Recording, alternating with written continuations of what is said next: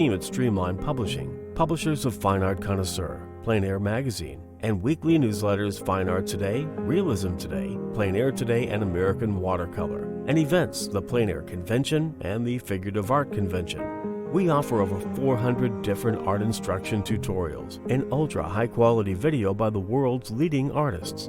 If you like what you see, help us support our artists and our team with your purchase. Each video aired has a special discount code for today only in the comments section with a link to the video offered. And to see everything we do, or if you want to receive notice of new releases, new products, and new events for artists, simply click the other link, which says, "See everything we do." Thank you. Hi, I'm Eric Rhodes from Plein Air and Fine Art Connoisseur magazine. Some people have mastered the art of painting landscapes that have all this majesty, this drama. Ken Salas is one of those guys. I think you're going to enjoy this video.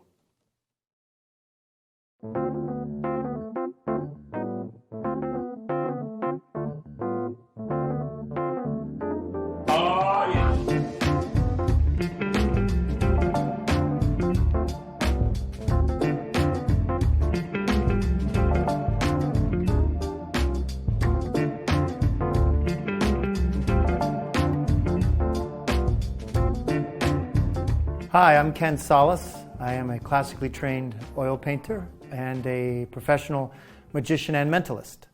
I got into painting as a child while I was growing up in Arizona.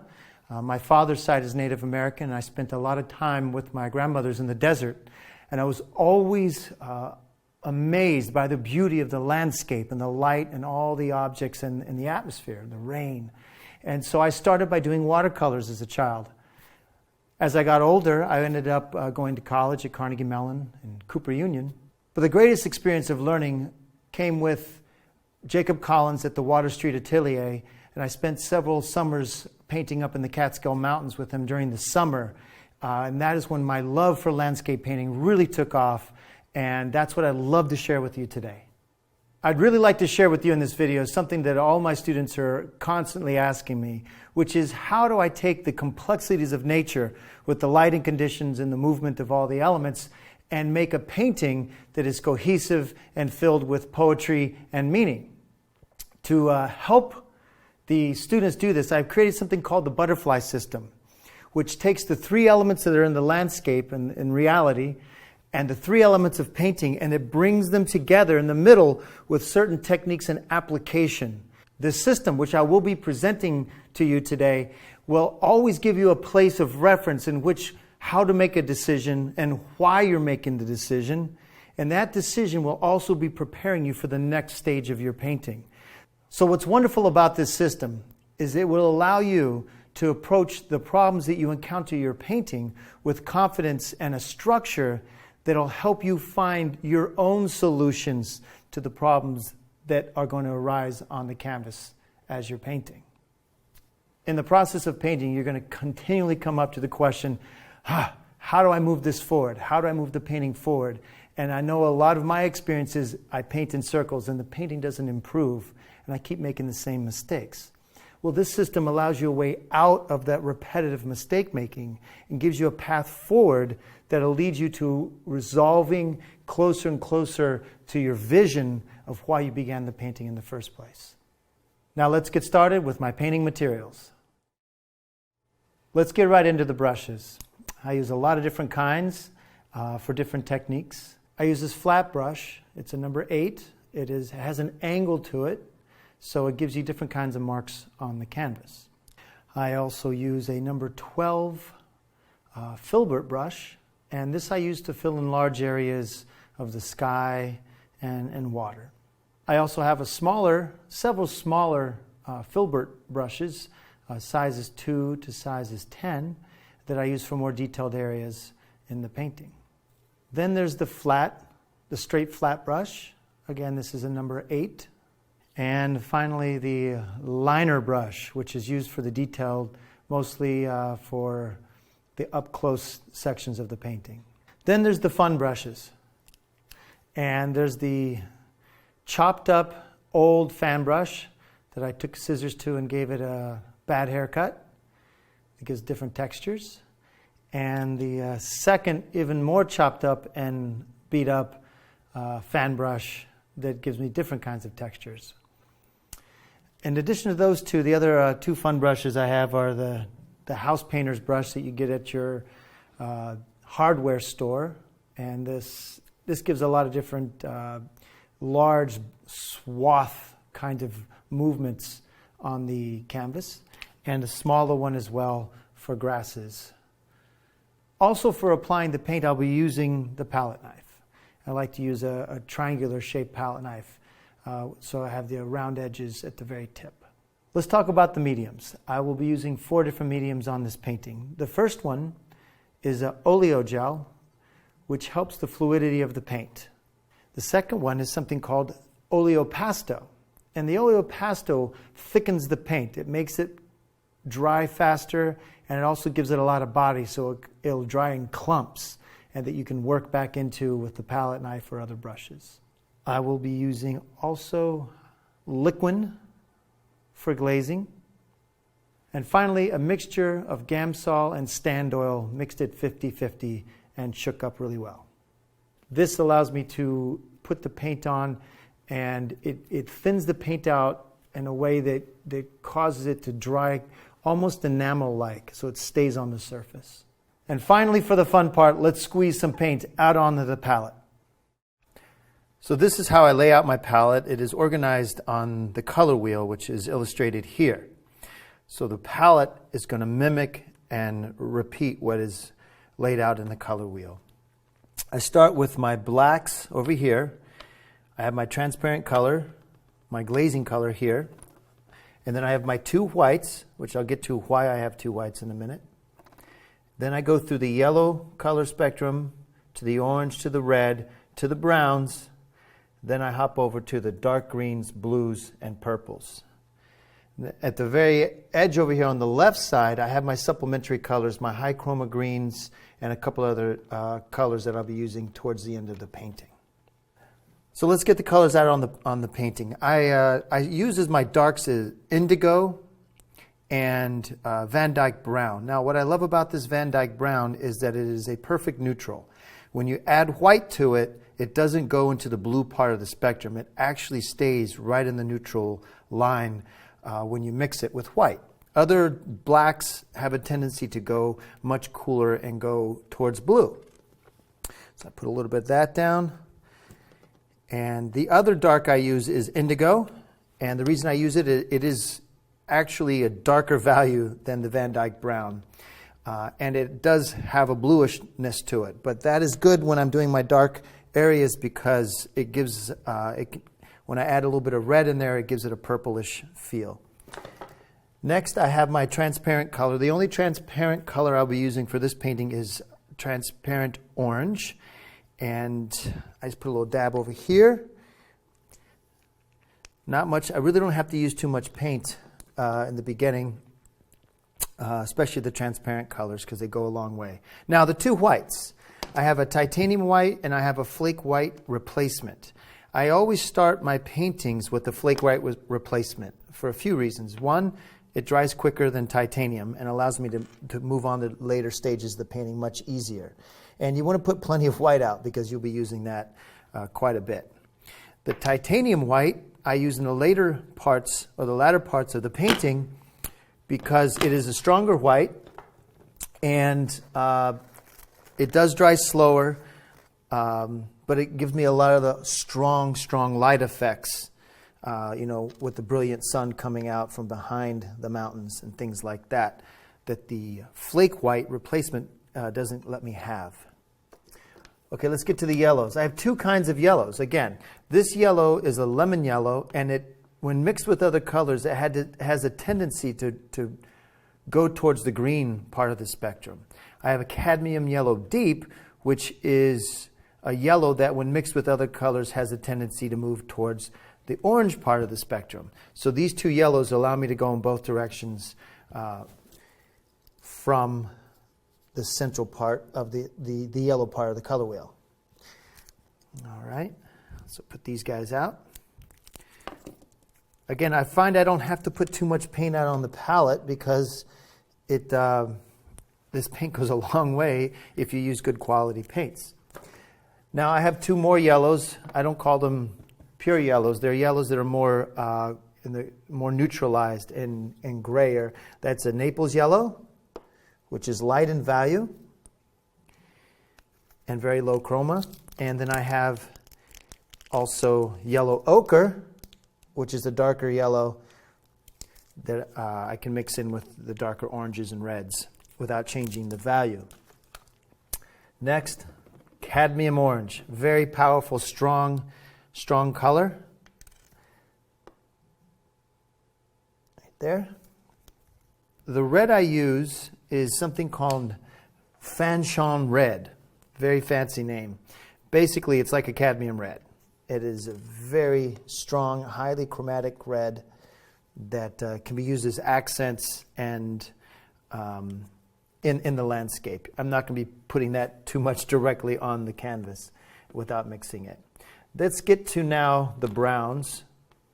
I have actually used 4 different kinds of browns. This is the Venetian red, burnt sienna, raw umber, and asphaltium, which is likened to burnt umber, except the asphaltium is a little more chromatic, has more intensity of the color, and it doesn't tend to be so gray when I mix it with other colors. And it doesn't dry as flat and chalky as burnt umber does, and that's why I use the asphaltium. The Venetian red, when mixed with white, actually bends towards the red part of the spectrum. So it's going to bend towards the red. The burnt sienna, when mixed with white, is going to bend towards the orange part of the spectrum. So I know exactly if I'm mixing it, it's going to go towards the red, and the burnt sienna is going to be acting as or bending towards the orange part of the spectrum. So if I need to neutralize my blues, and subtly, I'll use the burnt sienna. The raw umber I use because it has a green feel to it. It's a brown that actually, when you mix it up, can have a green feel and a warm yellowy feel and distant mountains. So I keep that in my quiver over here in case I need it. Next, the asphaltium is my major brown. I'll put plenty of that out because I'll be using it all day. Now let's get to these greens. This is an olive green dark. I like this olive green dark because when put on transparently, it has a yellow, warm feel to it. And when just placed thickly and mixed thickly on the painting, it gives a good dark forest feel. The color itself just makes you feel like you're somewhere in the dark woods. Again, here I have 2 blues. The ultramarine blue will bend, when mixed, towards the purple part of the spectrum. The cobalt blue, when mixed, will bend towards the green part of the spectrum, or the color wheel. Now, why is this important? It's important because if you take ultramarine blue and you say, oh, I'm going to make some green, and you mix it with yellows, yeah, it'll go green, but it won't go as green or look as pure green as if you mix it with cobalt blue. It'll really go green. Same thing. Oh, I want to make some purples. Well, if you mix red with the cobalt blue, you'll get it purple, but it won't be as purple as if you mix it with the ultramarine blue. You'll really get some beautiful purples. And later you'll see in the mountains, I'm mixing the ultramarine blue with the Venetian red. What does that mean? A blue that bends towards purple with a red that bends, with a brown that bends towards red. So it's a purplish blue. Finally, I have something called dioxazine purple. Try saying that 3 times. It's a beautiful purple. It works really well with the ultramarine, gives some dark purples, and it actually goes very well with the cadmium red or the Fanchon red for foreground work, as well as the burnt sienna. It really mixes good with the burnt sienna to give a warm foreground shadows if that's what you're going for. All right, that's the basic layout for now. Like I said, later the supplementary colors will be coming in, but I'll explain those when I get them onto the palette.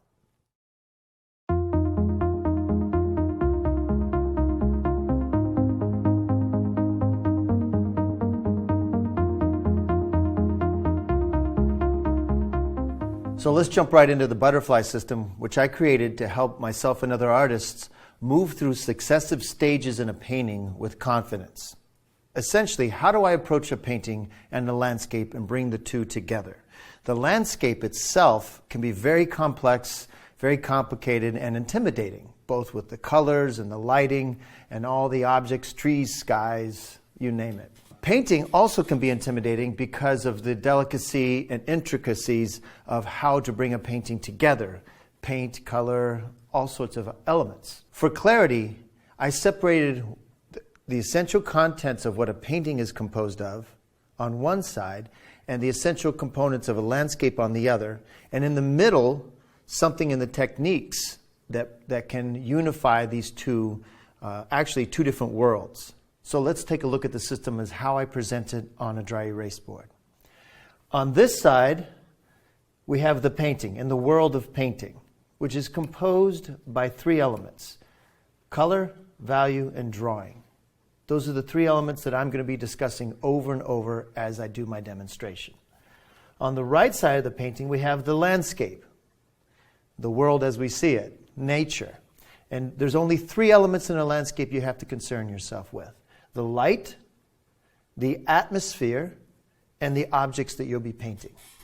Everything on a painting is going to be a combination of these three in the landscape and a combination of these three in the theories and techniques of painting. Now, what brings these two elements together? Application. What is application? That is the tools, the mediums, and the paints you use to apply the paint to the canvas, to recreate the landscape on the painting. You can see I put idea or vision at the top. That's because all the elements of the painting, all the color, value, and drawing, and all the elements of the landscape, light, atmosphere, and objects, as well as how you apply it, are going to be determined by the idea or vision that you have of the painting itself. So in the hierarchy of a painting, the idea or the vision sits at the top, and it is the prime director of your decisions. So let's return now to the three elements of a painting: color, value, drawing. As you move through the painting, you will be making adjustments on all these three items. And when you make mistakes and you're correcting mistakes, your mistakes will be corrected in the drawing, in the value, or in the color, or a combination of those three.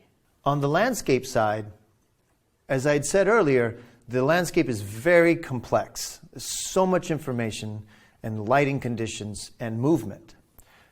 So how do I simplify it? If you have in your mind, you're asking the question, what am I painting each moment? You're going to be looking or thinking about these three elements. I'm looking at a mountain. Okay. It's rainy. The atmosphere is very humid, or the atmosphere is dry. And the light is a setting sun, or the light is overhead. It's a sharp light. It's a dim light. So at any time when you're looking at a painting or you're looking at your landscape to paint, you want to ask, what are the combination of these three elements? When you've realized what the combination of these three elements are, you're going to combine these three elements to recreate it through the application of the paint. Now the third item, the middle item, the application, which is like the bridge between these two worlds. The application is a combination of three different elements: the paint you use, the brushes or tools, palette knives, and any different kinds of mediums you may use, such as oleo gel or linseed oil. The fourth aspect of this is the actual surface you're painting on, if it's a linen, if it's canvas, or if it is a gesso board. But after you've decided what surface you're painting on, the three major elements are going to be the painting tools, the paint, and the mediums. So this is how I apply the butterfly system to the landscape. You can also take this idea and you can apply it to the figure. When I paint figures, I apply the same idea. And when I paint still lifes, it's the same idea. It's just some of the other elements in figures and landscapes are diminished. For example, in painting the figure, the atmosphere isn't as complex. It's usually a very specific and clear atmosphere, as well as the light. The light is usually a very specific lighting if you're doing especially an indoor painting of a figure. As far as the painting that I'm going to be demonstrating, let me answer the questions on the landscape side. The light itself is going to be a setting sun. The atmosphere is going to be a semi-humid atmosphere, and the objects are going to range from clouds to mountains to water to trees, and I think that's about it. So that's what I'll be painting and considering the entire time I'm painting my demonstration: the light, the atmosphere, and the objects. There are only 3 items you're looking at in a landscape at all time. There is nothing else. Please keep this in mind, as it'll help you simplify everything you're looking at. Now, on the graphic that you see with the butterfly, you will see 2 other elements. You'll see light quality and composition. I put those on there because the light quality and composition are the 2 major elements, overall elements of the painting. The composition is like the structural element, and the light quality is I would call it the poetic revelation of all the items on the landscape. So all the decisions will be within a compositional system and a certain light quality. In order to fully explain the drawing value and color in the painting, I'm going to go to and reference the book I wrote, Landscapes in Oil, and walk through each 3 of these elements with you. So let's look at the 7 primary elements of drawing. The first element is the shape, the overall shape of the object you're drawing or painting. As you can see in these illustrations, the shape immediately tells the viewer what the object is. The second aspect is proportion. Proportion is the relative size distances between the different elements of an object. For example, the distance between your eyes to your nose and the nose to the mouth are the proportions. Also, the distance between the eyes and the overall shape of the head. The same applies for a tree. The distance or the length of the trunk is in proportion to the length of the boughs and all the other leafy aspects of the tree. The third element is perspective. And perspective is the creation of a 3-dimensional illusion on a 2-dimensional surface. In landscape painting, it is essential because it helps you create the distant mountains sitting miles away, and it also helps create objects that feel 3-dimensional sitting in that space. As you can see, the perspective here on a grid gives the illusion that the land masses are pushing back into a distant horizon and a specific vanishing point. Perspective also applies to the objects you're drawing, meaning if you're drawing a tree limb, you have to draw it in perspective. Same thing if you are drawing a rock or an outcropping, you have to draw it in perspective. The fourth element is what I call the structure or anatomy. Now, with the human figure, it's very obvious you have to study the anatomy in order to draw the figure accurately. The same thing applies with nature. You have to know the structure or anatomy of a tree, of water, of mountains, of lakes, and all the other elements in a landscape. The fifth element is form. Form is created in drawing by modeling light and darks or shading to create the illusion of a 3-dimensional object through value. The sixth element is materiality. Some people like to say texture, which is fine, but I think texture only refers to the outside aspects of an object. So I like to say the materiality. What does this mean? The materiality of water, it's how it's composed of the molecules and it's how it operates in nature, is different than the materiality of a rock, which is solid. That is a different materiality of a leaf or a tree or a mountainside. So when painting, you have to consider the materiality of the object you're painting, as that will affect on how you apply the paint.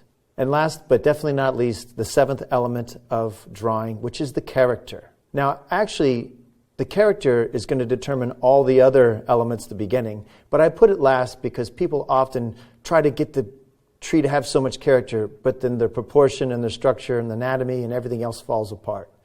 So all the other elements are underneath the character. The character of an object is its psychological effect on you, how it makes you feel. Is the tree a young tree? Is it a vibrant young tree? Or is the tree an old withered tree? Has it been beaten up by lightning? Is it bearing fruit? So the character of whatever you're painting includes the gesture and all the time and weathered elements of that object. This is essential to the psychological aspect you're creating in your painting. The reason is, if you paint a tree without any character, it looks like a tree. But if you really consider the life of the tree and the life of all trees, and the life and the meaning of tree. You may be able to paint a tree that just isn't a tree on the side of the hill. Perhaps it's the tree that Buddha sat under. Perhaps it reminds the viewer of the tree of life. So there's so many more different meanings you can put into your paintings if you're painting while considering the character of the objects. Those elements of the painting are tools for you to be in control the entire time when you're approaching the difficulties of your painting. Now let's talk about value. Value is the key to light and space in a painting. It's often said that value does all the work and color gets all the credit. Value is divided into 10 different elements. Dark black, all the way up to pure white. In the middle are all the grays. The majority of your painting, I would say 98% of your painting to 85%, are going to be within the middle grays of the painting. I'm going to be discussing compressed value ranges and expanded value ranges. When I say compressed value ranges, that means I'm working within 2 or 3 boxes of value here. Expanded value ranges means I'm working within 6 or 7 or 8 boxes. The sky in the painting that I'm going to be demonstrating is in a very compressed value range. The foreground is in a very expanded value range, from 2 all the way down to 9 or 10. That's the difference between a compressed value range and expanded value range. Now let's get to color, which I always refer to the goddess of painting. Color is broken into 3 different elements: hue, value, chroma. Hue is the color itself: green, red, purple, blue, orange. Value we discussed.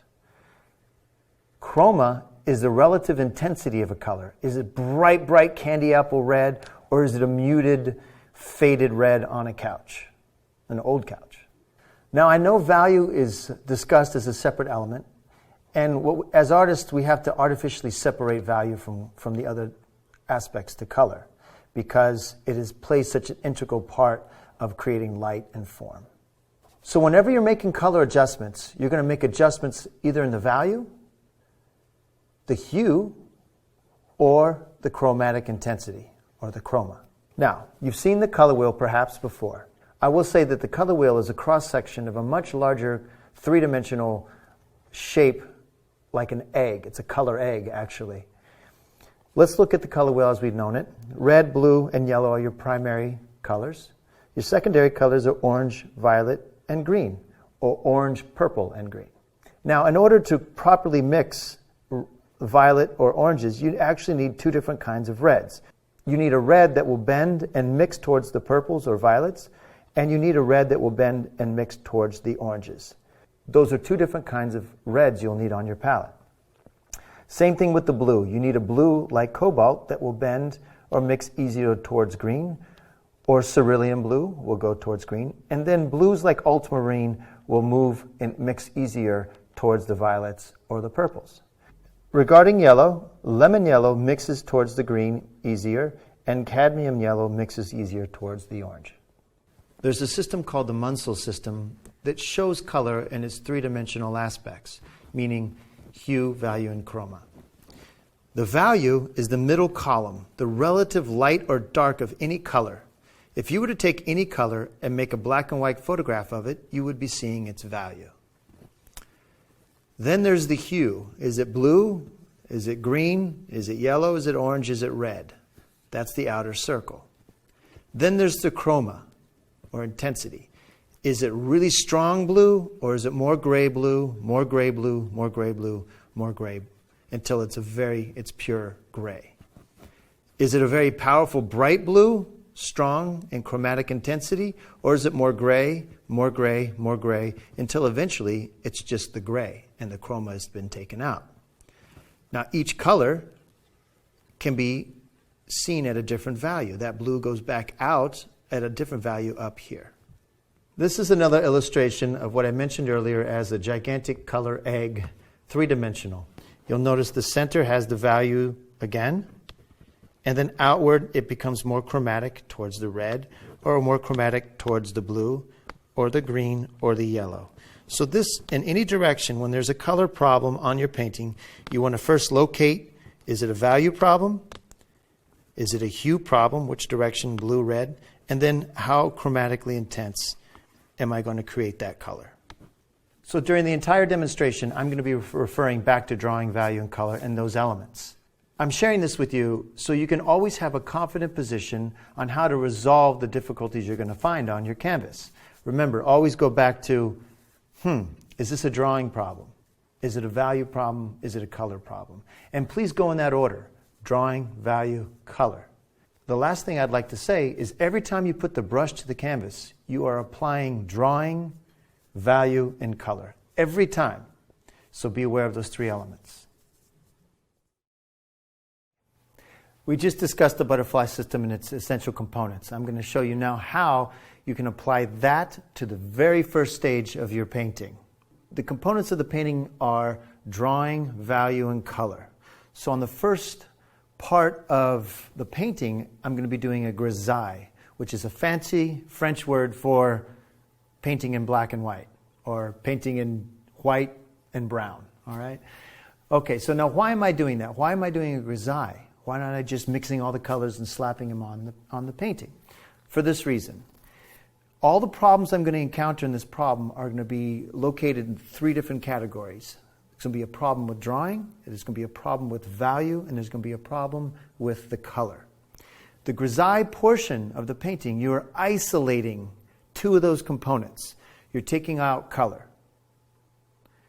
And you're going to isolate the difficulties and the problems of the drawing of your painting and the value of your painting. In this way, you can get a good clarity in the beginning process, so later when you start adding color and textures and light effects, you're building off the foundation, and a very strong foundation of the drawing and value that you've set up in the grisaille. Okay, as I said, the grisaille is basically a combination of white and some other color. I'm using asphaltium and flake white replacement. So I'm going to do a mini value scale here, okay? So I have the pure white over here, and then I'll have slowly over to the darker brown, like that. So I'll have a mini value scale going from dark to white. Now, I will also add the indigo on the far, far, far left to give me that real dark punch that I need in the foreground. So I always like to mix piles up. That way there's no guesswork later. I can go directly to the pile I need to get the exact value that I want to apply onto the canvas. Okay? So there's a little bit there. All right, I'll use more of this asphaltium. There you go. Now, what's great about mixing with piles is that you'll be able to save all these piles on the side of the palette and then reintroduce them as you're doing the other colors during the painting. So there's no wasted effort or time in doing these. A lot of times people, they don't have the patience to go and make piles. They want to get the paint on the canvas. But the problem is, if you're not working from an organized value pile system, you're not sure what value you're putting on the canvas at any time. Okay? So there we go. I'll leave him here. And then a little less. There you go. Now I'll have to probably mix these piles a couple times, but that's all right. All right, it goes really quick. There we are. So I got white, light gray, dark gray, dark gray, and then super dark, and then dark black over there. Okay, now I'm going to go to the canvas, and I'm going to first do the drawing of the landscape, and then on top of the drawing, I'm going to put the value. Okay? And I'm going to keep making adjustments with the drawing until I get it pretty solid, and then I'll make adjustments with the value throughout the painting. All right. I'd like to always kind of get a sense of where the middle of my canvas is. You know, so I always do that. Compositionally also, there's an idea of the rule of thirds, which is a third over here down is a good location for center of interest, and then a third down here, and then you go a third up, right, and then a third down. So you got like a little grid like that. And they say that this is a good location for your center of interest. Now, I don't like to use that as a hard rule. If this is a good location, it means it can be here, it can be here, it can be here, it can be here, because it depends on what the tension is from this center of interest and everything else on the canvas. So every object in the composition is creating points of tension in regards to your main focal point or your center of interest. Okay? So with this painting, even though this is the third here, I am going to put the center of interest slightly below it. Why? It's a setting sun. Psychologically, it's setting below the third. All right? When you see the reference photo for the grisaille that I have illustrated, that's the completion of the entire grisaille. What I'm going to show you now in the video is what happens at the drawing underneath that completed grisaille. Basically, I'm locating all my major shapes, all my large major shapes on the canvas. Okay? There we go. There's one. And it's very loose. You don't have to get all uptight about any kind of details. These are all to be adjusted later. Now, with drawing, as I had said in the system, the first stage of the drawing has to do with what kind of shapes you're laying out. What is the shape of the object I'm creating?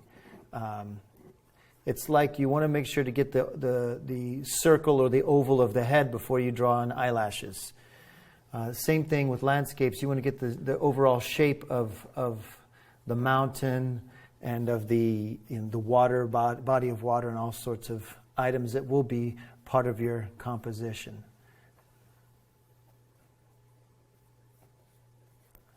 All right. And you'll see what I'm doing. I'm not just drawing. I'm not just drawing the objects.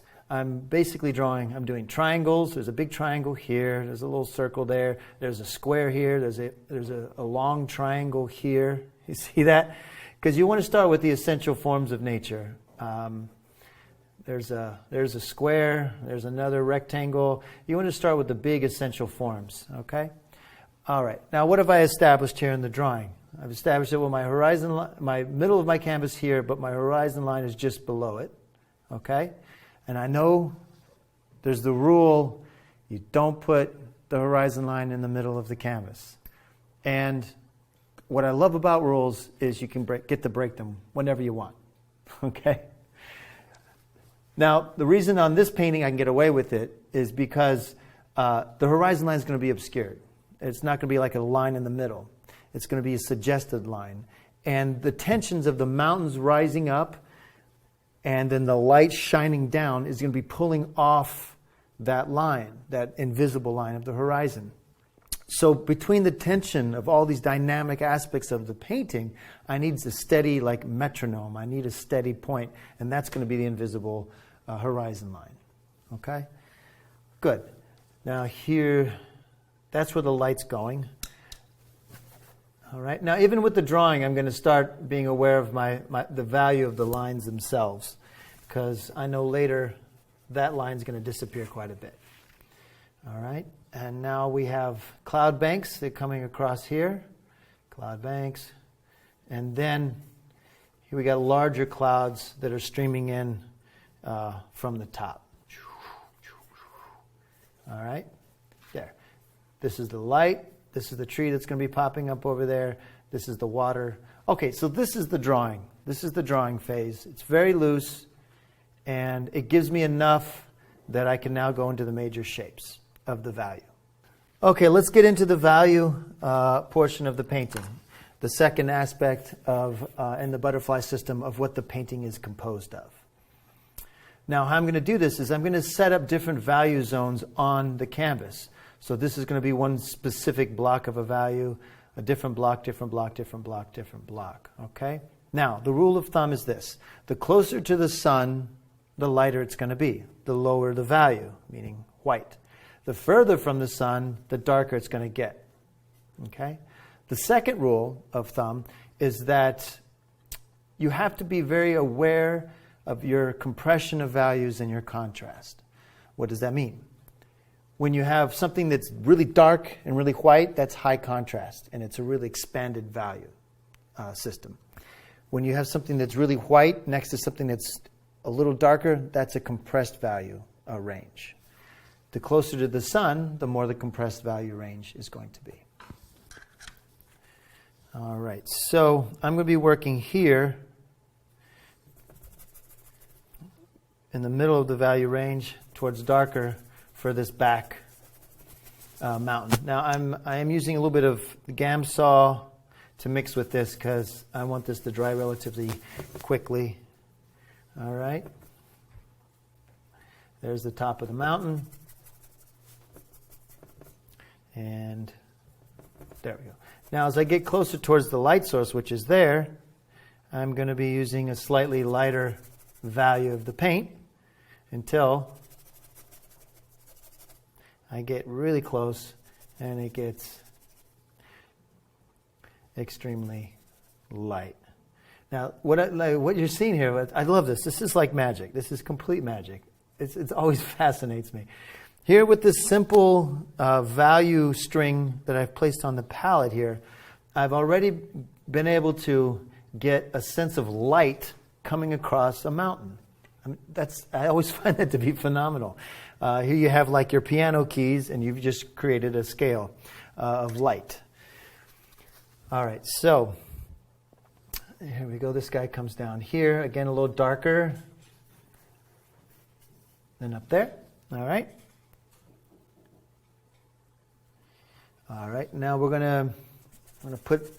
Now the value I'm putting up here is similar to right about there. The sky, for the most part, usually isn't as dark as the shady areas of the landscape. However, in this particular painting, since it is a sunset, I need to really have a lot of punch right here and have the sense that light is radiating across the entire canvas. Because of that reason, the value of my sky has to be relatively dark. And then the clouds that I paint on top of that sky are going to be lighter and show more of the light effect hitting the objects. So here we go again. Case in point about value, and that this is focused primarily on value. If you see what I just did here, I just created, I'm going to finish it. I just created an entire another value scale. Okay? If you look at the reference of the value scale that's up, you will see what you see on my palette, which is a white to dark, white to black. Well, I'm essentially recreating that entire value scale with different objects on the grisaille. There you go, a white to dark, a white to dark. And I'm going to do the same thing here now. A light white to dark, white to dark, and then dark away here. So the overall will be a white to a dark. So the value scale, in a way you can always paint your grisaille and feel like you are certain of what you're doing. You're remembering in your mind from the system that you're essentially painting value scales going in different directions. All right.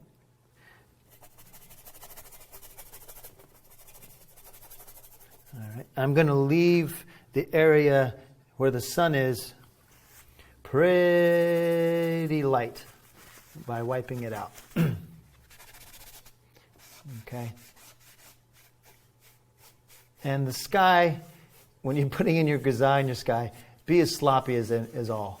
Just be sloppy, because all that, I'll teach you a little trick here. Look, you can put in suggestions of clouds without even putting a brush to the canvas. So you want to keep it nice and sloppy, and you never know what'll creep up. You know, look at that. Ooh, ah, you know, fun stuff. All right? There you go. Now, again, here's another value scale. Lighter, darker, darker, darker. All right, so we have our mountains in the background that are not even that dark. They're lighter than that. There. Mountains in the far background. Then I got this first set of hills. A little darker, just a little tiny darker than that. That edge is wrong. See, there's the mistake. There's a mistake. I have the light source here, so everything needs to go from light to dark. But in this mountain, I just did dark to light. And that's going to throw everything off. That's a mistake.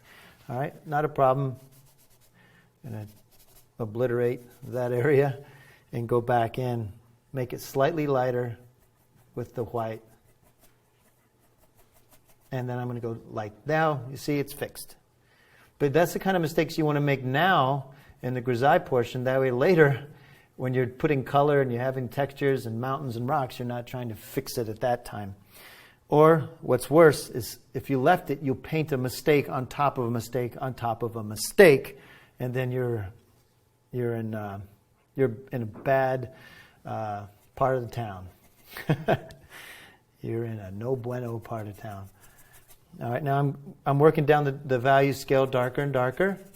All right, this guy will be like this dark. All right, and then I'll just keep working my way across. Or this guy meaning this mountain, is about that dark.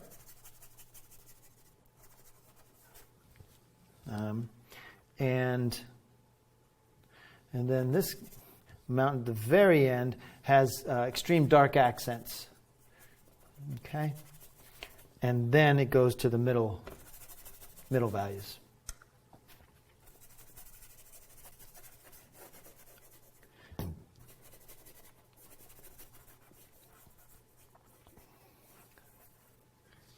All right, now let me see little adjustments here.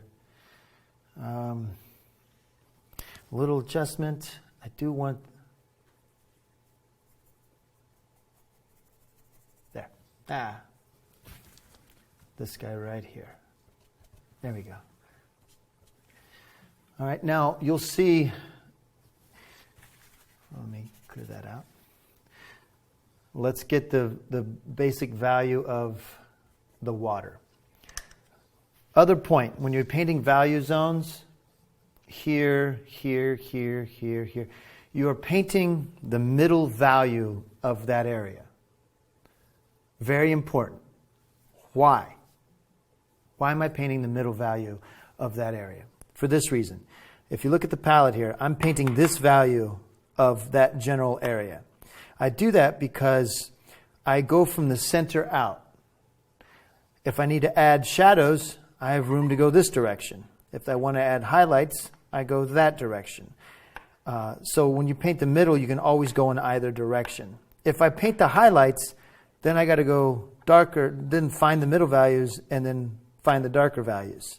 And I find that to be much more difficult because what happens is if I paint all the areas with the lighter values and I go to the area next to it, if that's off a little, I can't adjust it as easily. But if they're all painted in the middle here, I can adjust different areas in relationship to the middle value of every area. All right. Also, if I go really with the highlights, I find that it doesn't allow me enough space in the value scale to add accents because I've gone too far. If I paint with the darks in the area, the pure darks, same problem happens. The painting tends to be too dark overall.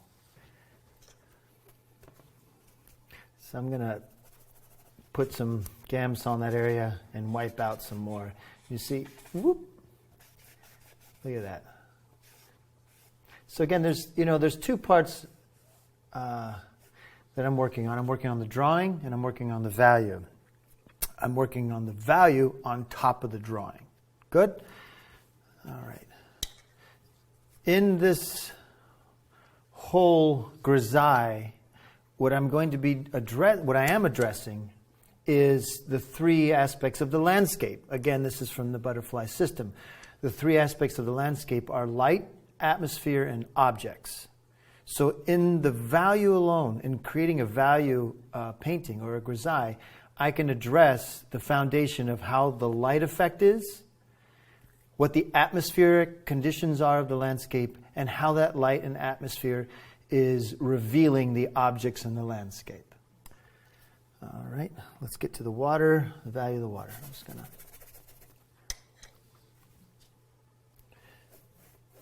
Notice the direction I'm applying the paint. This is in the middle portion of the system, because how you apply your paint affects how a viewer sees the painting, how it affects how their mind processes the landscape. If I go like this and I'm doing water, wait a minute, that doesn't look like water, that looks like trees. And the difference was how I applied the paint, the direction. I applied it vertically rather than horizontally. Whereas if I go like this and I'm applying the paint horizontally in horizontal strokes, psychologically our mind already registers that as some kind of surface, some kind of flat surface. And in the context of this landscape, it's the flat surface of the water. Okay? So how you apply the paint, even the direction in which you're applying it, is important. Because remember, the application of the paint is what bridges the world of the painting with the world of nature. Very important. Currently, I'm using using Gamsol pretty generously. I'm not worried about putting any real thick paint on the canvas. All right, I've reached my foreground. Now I know, actually, I haven't reached the foreground. Let me soften this transition here. There. And soften this transition. So as I'm softening these transitions, I'll go to, again, how you treat your edges is so important. I like to call them transitions. So how the mountain transitions to the water, how the mountain transitions to the sky, or the edge is very important. You don't want anything pretty much on your canvas to be a cutout, unintentionally a cutout, meaning like a cookie cutout. Or you can save those moments for when you want the eye to go directly there. So later in this painting, there's going to be a harsher edge right there. You see that? That's a very intentional use of an edge, all right? Because that is going to contrast against the spilling of the light in front of this area. So this edge or this transition I'm intentionally keeping sharp. This edge I'm intentionally keeping soft. This edge is soft. This edge is sharp. This edge is very soft because of the values, all right? Now for the front of the painting. I'm going to go all the way to the dark areas and get my foreground darken. And this is where it's really obvious. This is where you're like peeking behind the curtain and you're seeing the little magician back there, the guy behind the curtain in the Land of Oz, where he says, "Don't look back here." Well, you're looking back there now because I just set up an entire value scale on the painting. All right, there you go. That is the foundation of the painting, this value scale.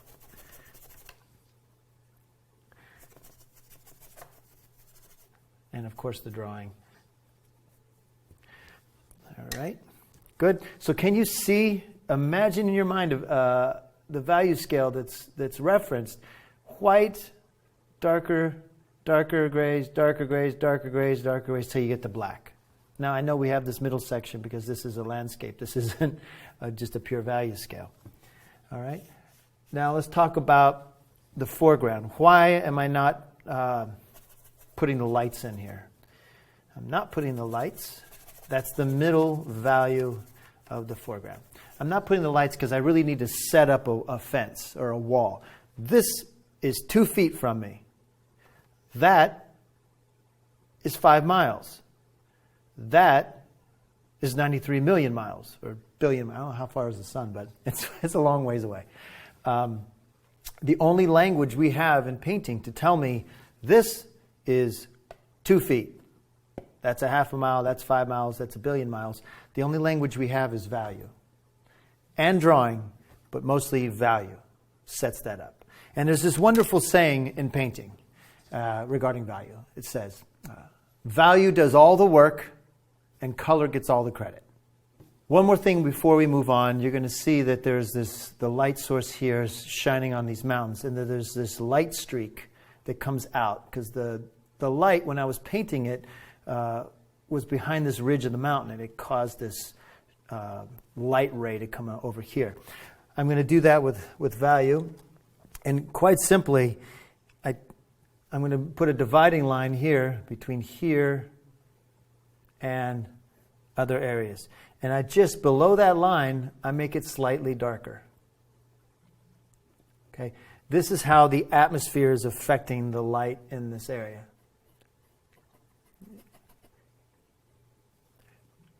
So you're going to see, again, now I'm addressing what is in the landscape, the light and the atmosphere.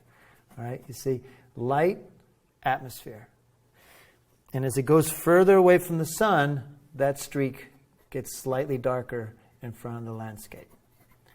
All right, so once again, I have a mini value scale I just created. Light, darker, darker, just like that. And that's going to create this light effect of the sun revealing this area and the bottom area below that being in shadow. Let me get to it here. There we are. There's the grisaille. So now I have that with the light effect. The last portion of this grisaille has to include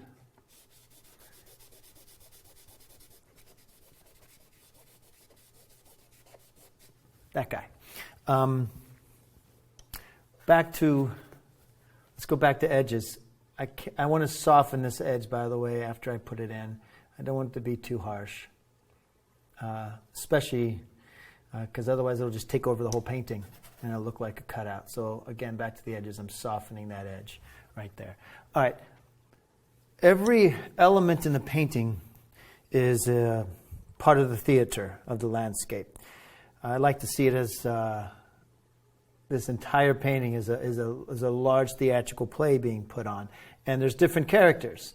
You have to decide who your main character is. In this painting, the sun is the main character, and everything else is supporting and secondary characters, okay? So that's the main character, and then this is the supporting character, supporting. Now I've completed the grisaille phase of this painting. This is a reference for me to keep continuing on a larger painting. In a moment, I'll put up a larger grisaille that is the painting I will be applying the color to and the textures of the landscape.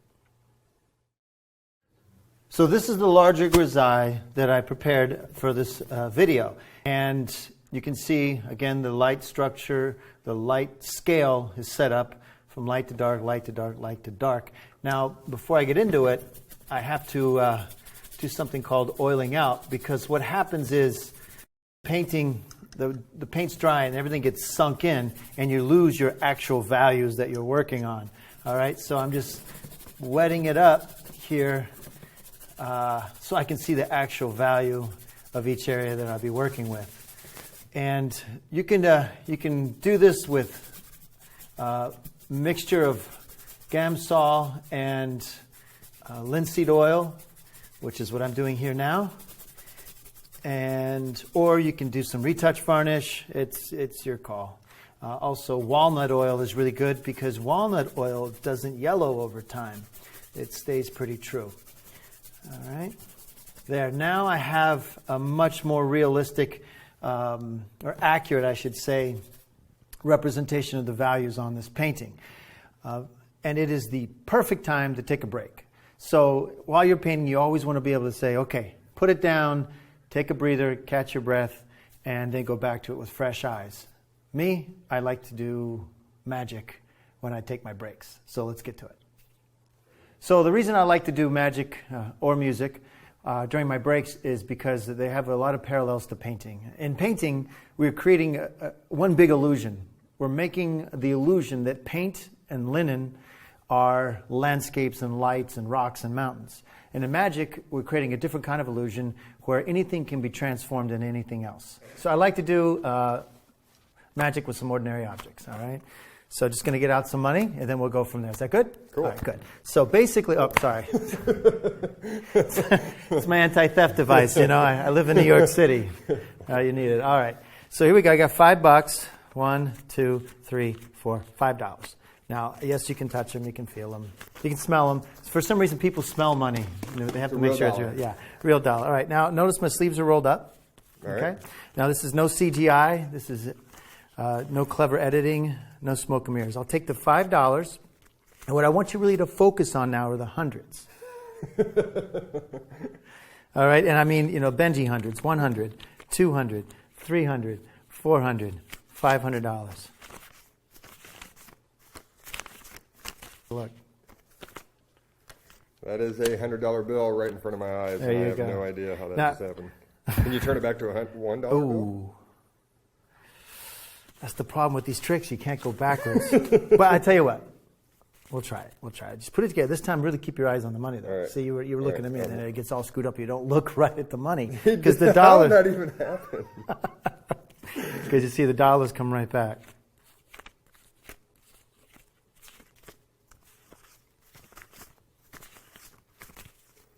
All right, I quit my job. All right, thank you. Thank you. Okay, I took a break, did a little magic, relaxed. I come back to the painting with some fresh eyes. I cleaned my palette, and I always like to go back to my painting with inspiration. And so I have a quote for you from Thomas Cole. "The sky is the soul of all scenery. It makes the earth lovely at sunset and splendid at sunrise. In the one, it breathes over the earth a crystal-like ether. In the other, a liquid gold."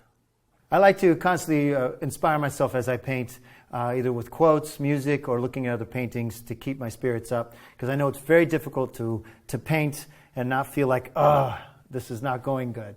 So particularly with the painting, every decision in the painting is according to the system that I'm presenting. All the decisions in this painting are made from the idea or the vision of the painting.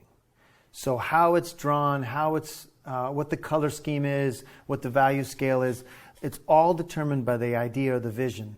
So in reading a little Thomas Cole, it helps me remind me the idea behind this painting itself, and that will inform my decisions. I'm a big proponent of mixing piles, as I said earlier in the grisaille phase. That way, at the beginning, I do all my heavy lifting. I do all my hard work of getting everything set up. I like to see it as if you're a pianist and you sit down to play the piano, and imagine if all the keys weren't playing the notes you expected, but they just played random notes. That'd be really difficult to perform. So when I paint, I like to mix my piles, and those are like the different notes on the keyboard. And I can go to any note I want at any time. I can modulate it, whatever I need. So there you go. Those are the light. That's the light area of the painting. I often like to start with the lightest area of the sky because if I do the other painting and then I go try to get to the light, the dirtiness of the other parts of the sky might mix into my light area. So I stay away from that. All right. I know this blast of color seems so strange and weird on top of the chalky grisaille, but that's because we're adding a whole set of chroma to a black or a gray scaled study. So what's happening here? You have the drawing, we have the value, now I'm adding the color. How do I add the color onto the value?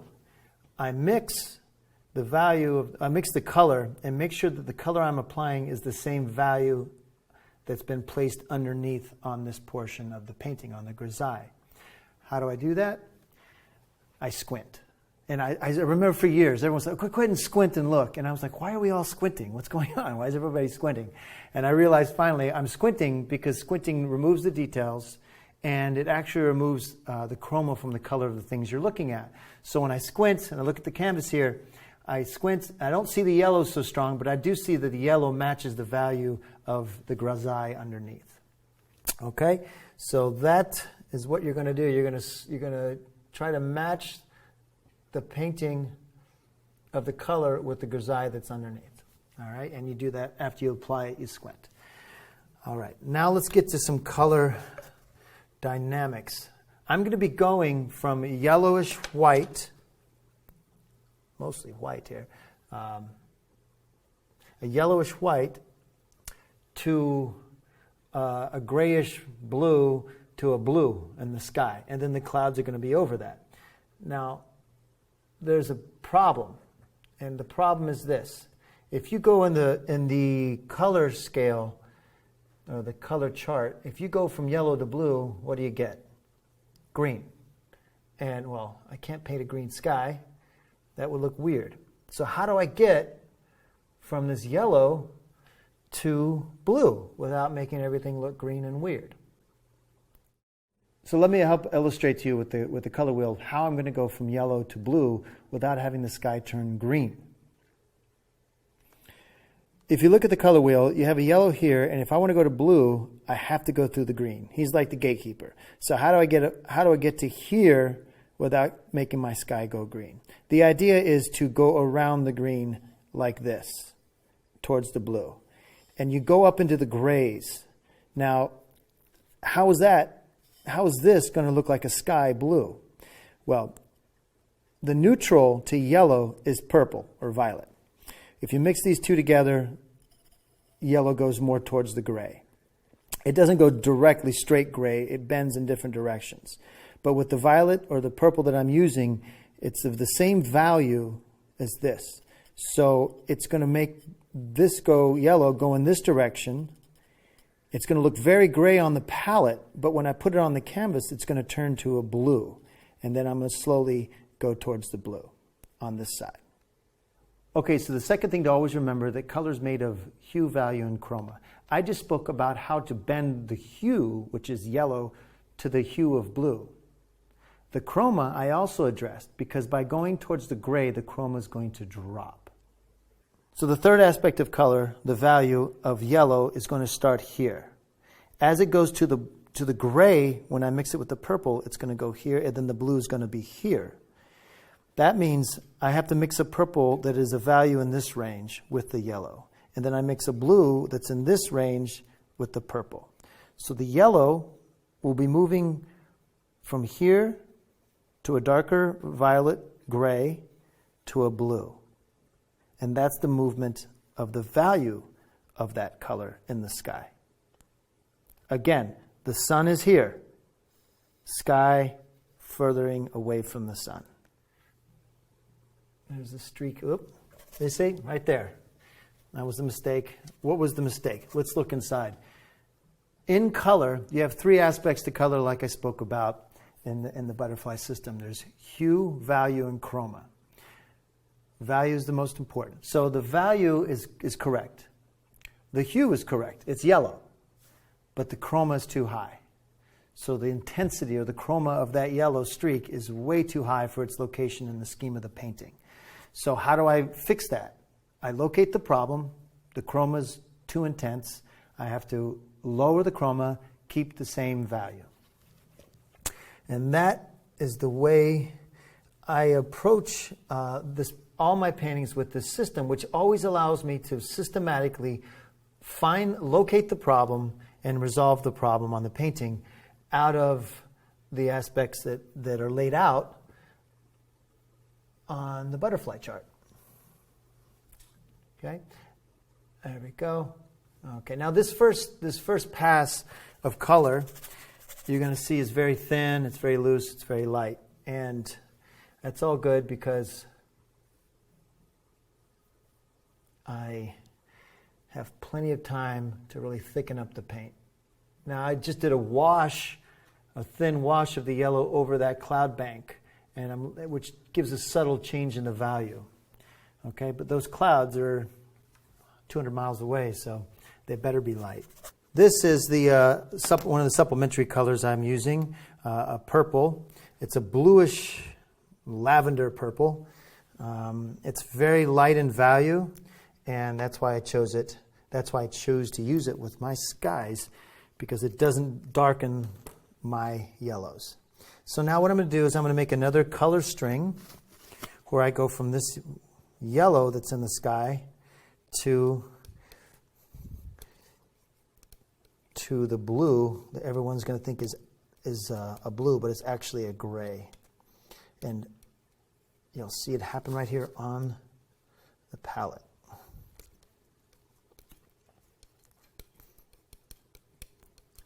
There, you notice two things just happened. The yellow got darker, and the color, the hue, went towards a gray. All right? And I got a third pile here. Now, I do know that this is too dark. It's this too much of a jump. So I got to lighten it up just a little. Good? You see the sky? There we go. Let's put that onto the canvas.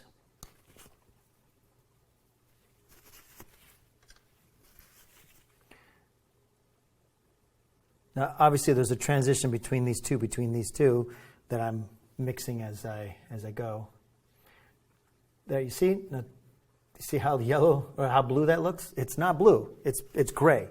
But the eyes, color is really, she's a mystery. Color is so wild. She can do what she wants, and you have to kind of work within her rules and her laws. And once you understand how she speaks, you can use her aspects to your advantage to help you create the paintings you need and have the accents and other accents and flourishes that you want on your paintings. Okay?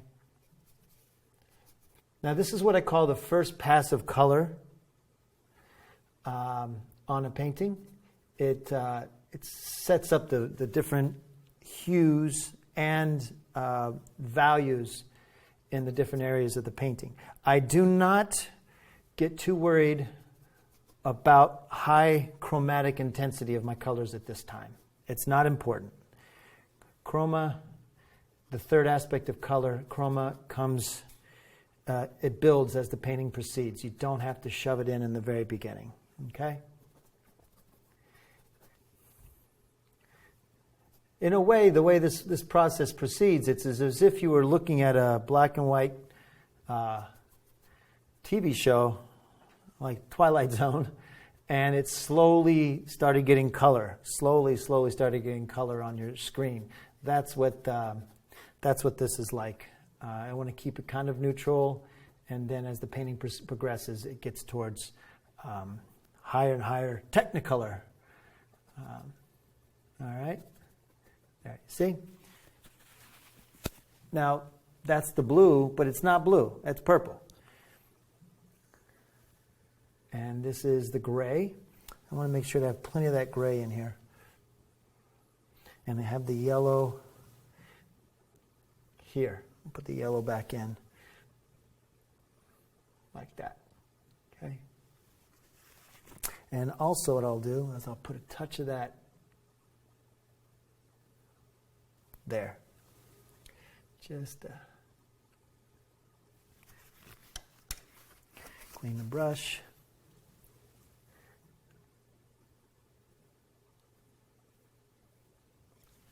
All right, there we go. Let's get the clouds going now.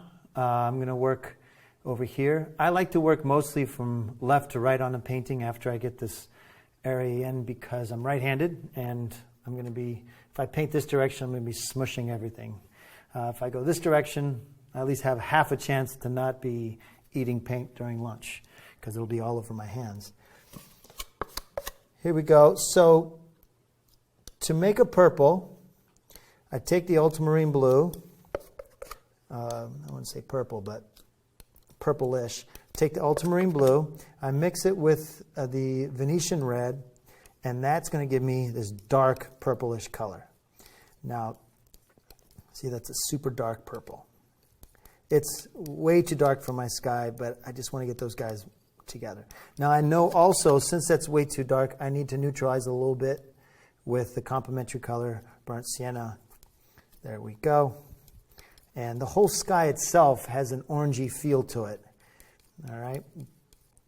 So it's going to be orangish purple, and then more orangey, and then yellow as you get closer to the sun. Now I'm going to lighten that up. And there's a nice gray. So here's a darkish purple, kind of neutralized by the burnt sienna. It's still way too dark. I'm going to lighten it up. There we are. And it really needs to be much warmer. Okay.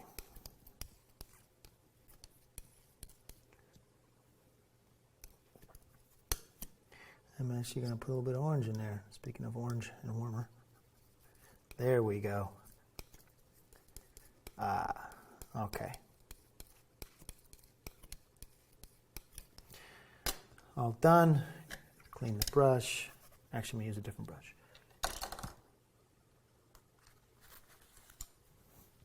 This is the filbert brush. It's well used. It's kind of scruffy. All right.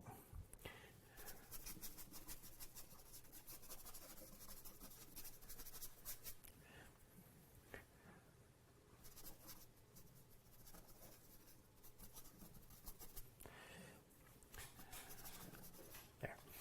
Now, as I move closer to this area over here, it's going to be going from, you see how the value matches the color, or the color I'm applying matches the value. As I move closer to the sun, this is all going to get more yellow and orangey. It's kind of purplish over here. I added some of that purple and a little bit of cobalt to make it feel a little purplish as it's far back behind the sun.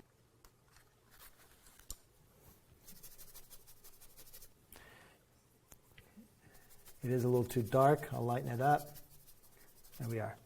All right, so now continuing this string of color, because now earlier I created a string of value. Now I'm going to create a string of color and value. This is going to be getting warmer and oranger, purple, more purplish, and less neutralized as I go towards the sun. Let me make another pile. There we go.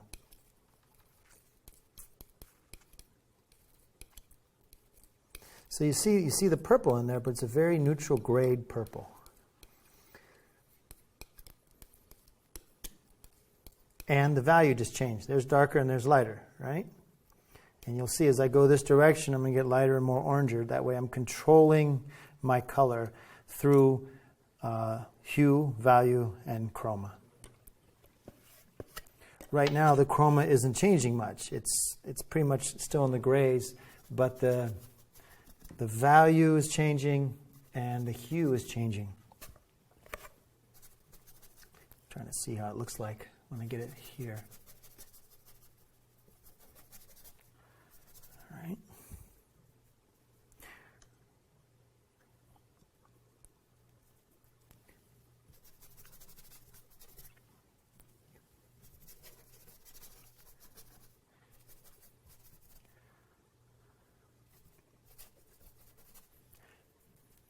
There we go.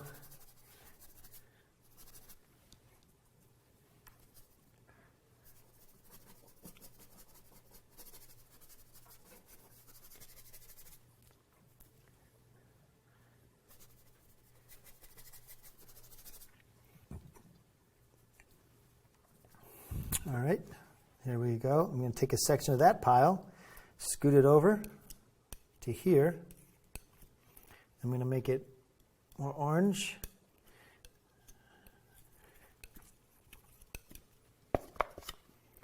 And lighten it up. See, with the yellow I just put in, that was yellow ochre. I just lightened the value of the color, and I just made it more yellow but I want it to go orange.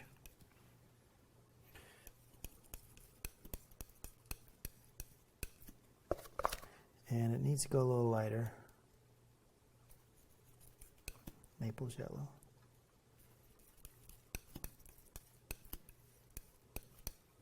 I know it's very subtle, the value changes, but they're there. Trust me.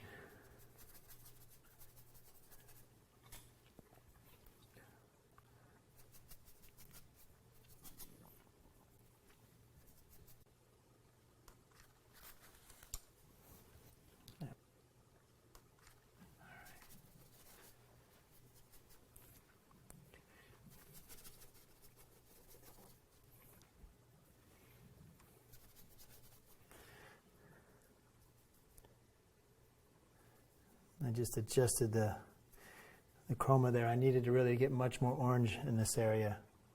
And then as I move more this direction, lighter and oranger, that way, as I get closer to the light source over here.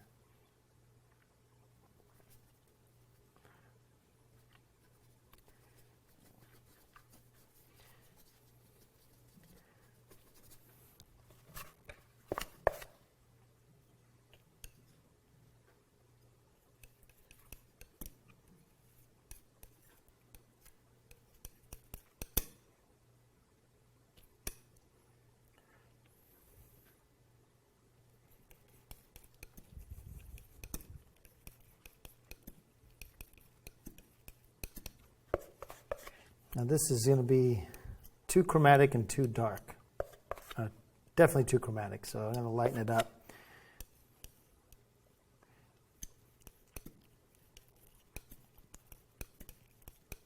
There we go. And also, probably needs to be more towards the red. And it needs to be grayer, so I'm going to put that purple in, which is found in our sky. And we'll see how this looks. Again, this is a big jump between here and here now. There we go. Look at that. That's what you want.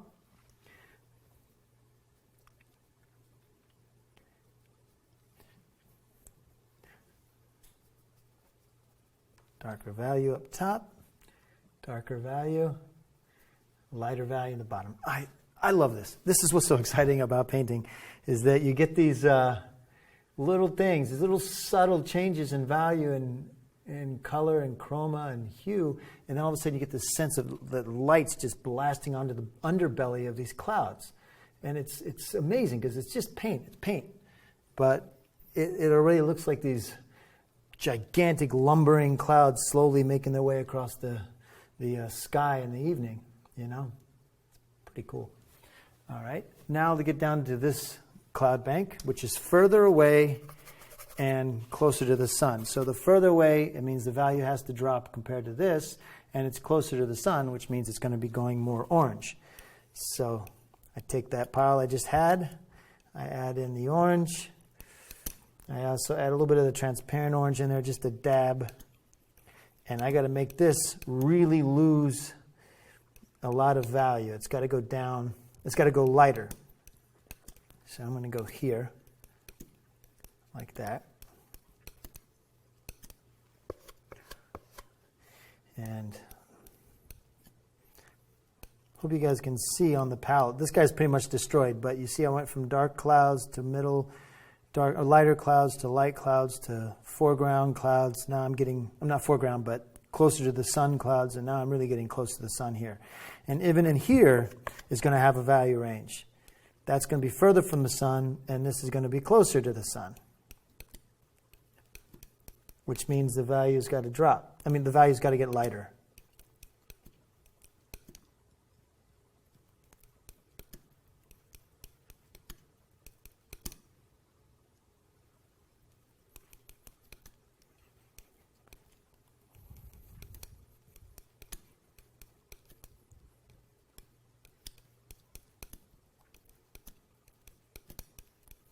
All right, let's see how that looks.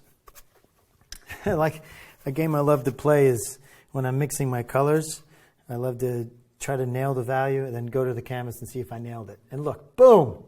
Ha! I love that. It's like hitting a jump shot from a 3-point line.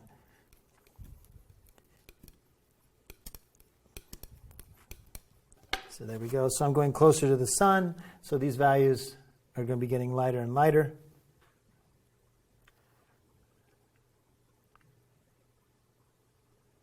You see that? So much fun.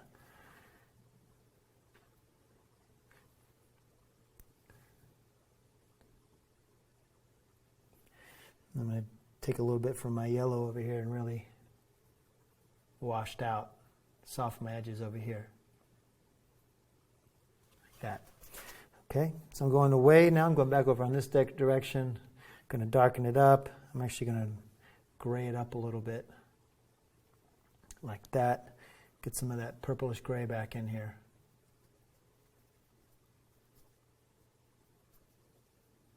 Like that. And then down here.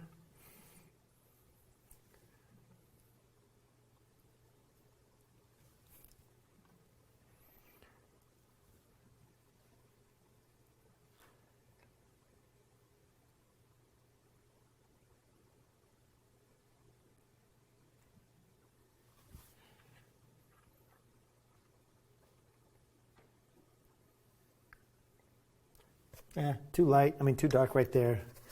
Boom. Where's the problem? What's the problem? The value's wrong. How do you fix it? You fix the value of the color.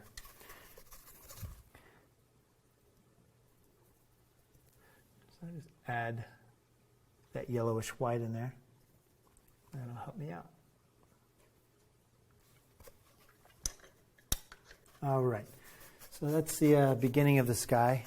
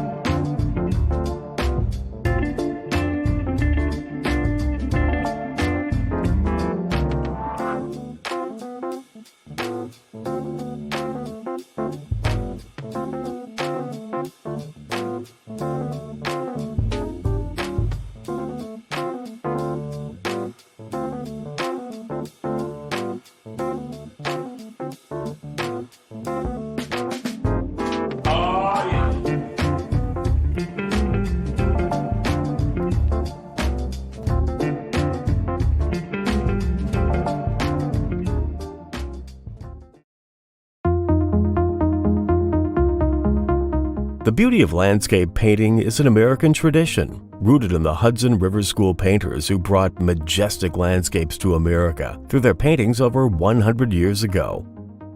Artists like Frederick Church, Thomas Cole, Asher B. Durand, and others made up this movement, and since then, American artists have tried to master the drama and light of these techniques. One artist who has worked to master these techniques as part of the coveted Hudson River Fellowship is talented magician, mentalist, artist, and fellowship instructor Ken Salas. In this instructional video, Ken, who was named as a living master by the Art Renewal Center in 2018, is going to show you how to paint magical landscapes like the Hudson River School painters did. Follow along with Ken as he shares his love of landscapes and answers the one question he is most often asked by his students. How do you take the complexity of nature, the changing light conditions, the movement, and all the elements, and make a painting that is cohesive and filled with poetry and meaning?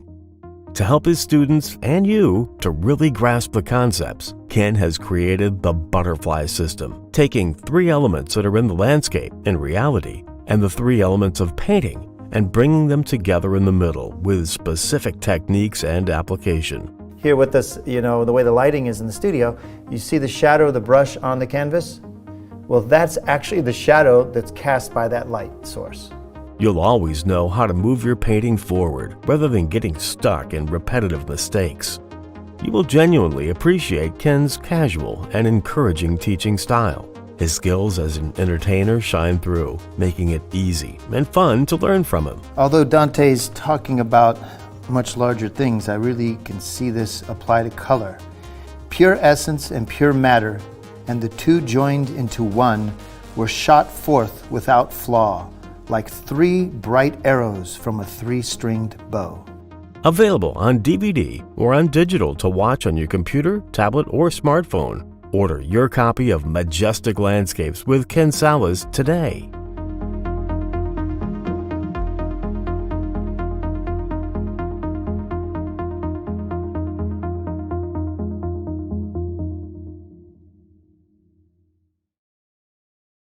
The full video of Majestic Landscapes with Ken Salas is 11 hours and 33 minutes. You get more painting depth than you could probably get in any local art lesson. Opportunity for you. You can learn more about it at lilyartvideo.com. Ken lived a very interesting life, tried some very interesting things, including becoming a street magician. You'll learn more about that in this interview with Ken.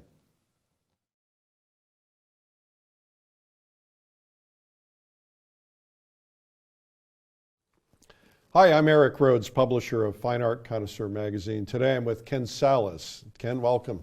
Thank you, Eric. I'm so glad to have you here. I'm honored to have you in the studio. I appreciate you having me. It's really great to be here. So I want to kind of get into your head a little bit today because you're actually probably going to get into my head. Your head, right? Probably what that's all about. But Ken is not only a professional painter and a rock star painter and author, but also a magician and mentalist. So this is going to be one of the more interesting interviews I've ever done. So how did this whole art thing happen for you? How did you begin painting? When I was a child, mostly grew up in Arizona in the deserts. My father's side's Native American. Mm-hmm. We lived right near the reservation. So my grandparents would take me on these long walks, mostly at sunset. And I was just so struck by the beauty of the sun, the clouds, the rocks. And around age 8, I started doing all these watercolors. And I thought, at a very young age, I thought, wow, this is magic. To be able to capture something so beautiful and so fleeting and make it permanent. Mm-hmm. And I was like, this is amazing. So.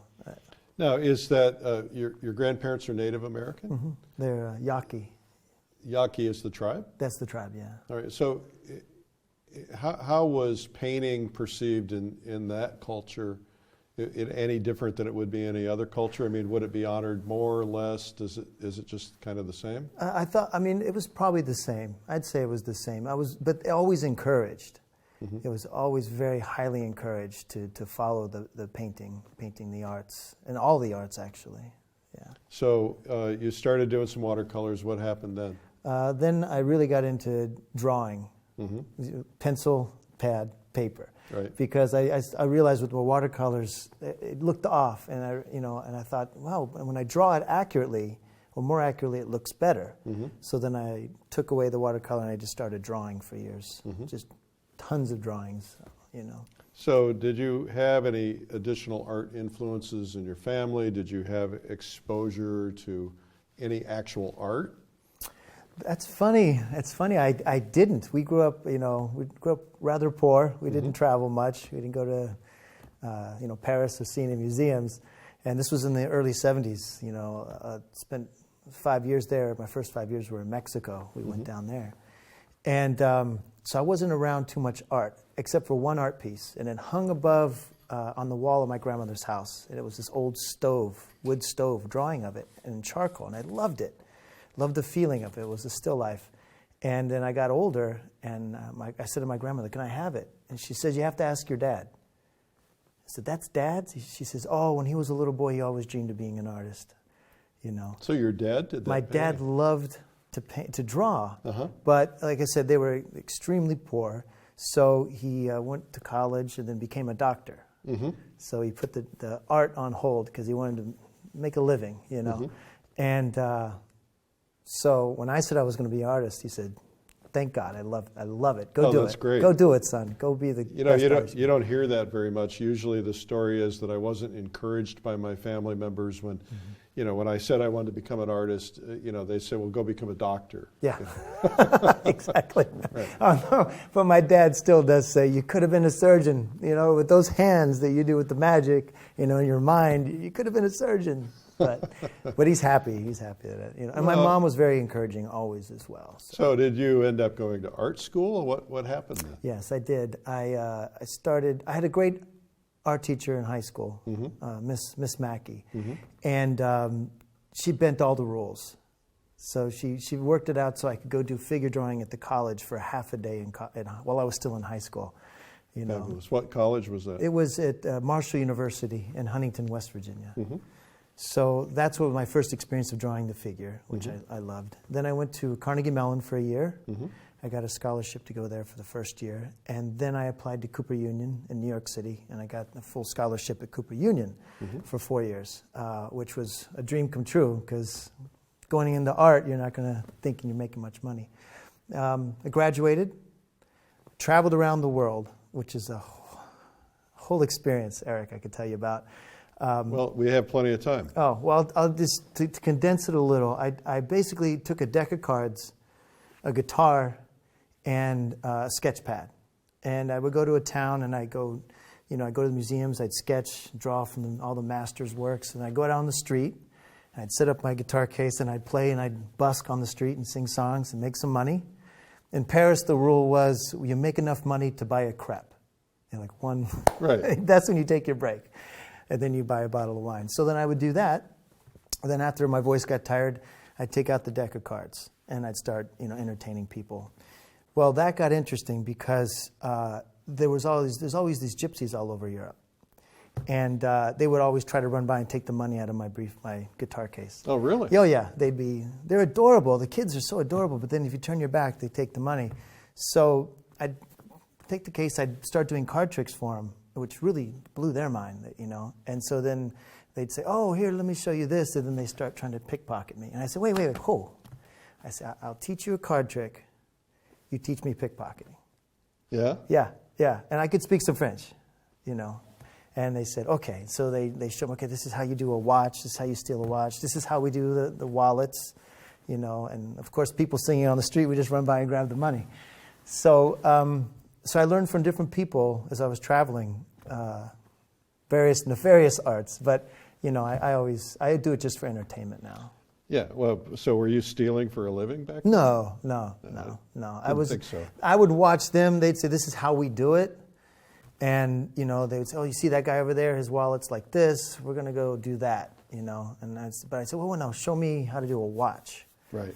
And I showed you earlier how I do the watch, right. Yeah. And you don't even realize it's happening to you. No, you don't.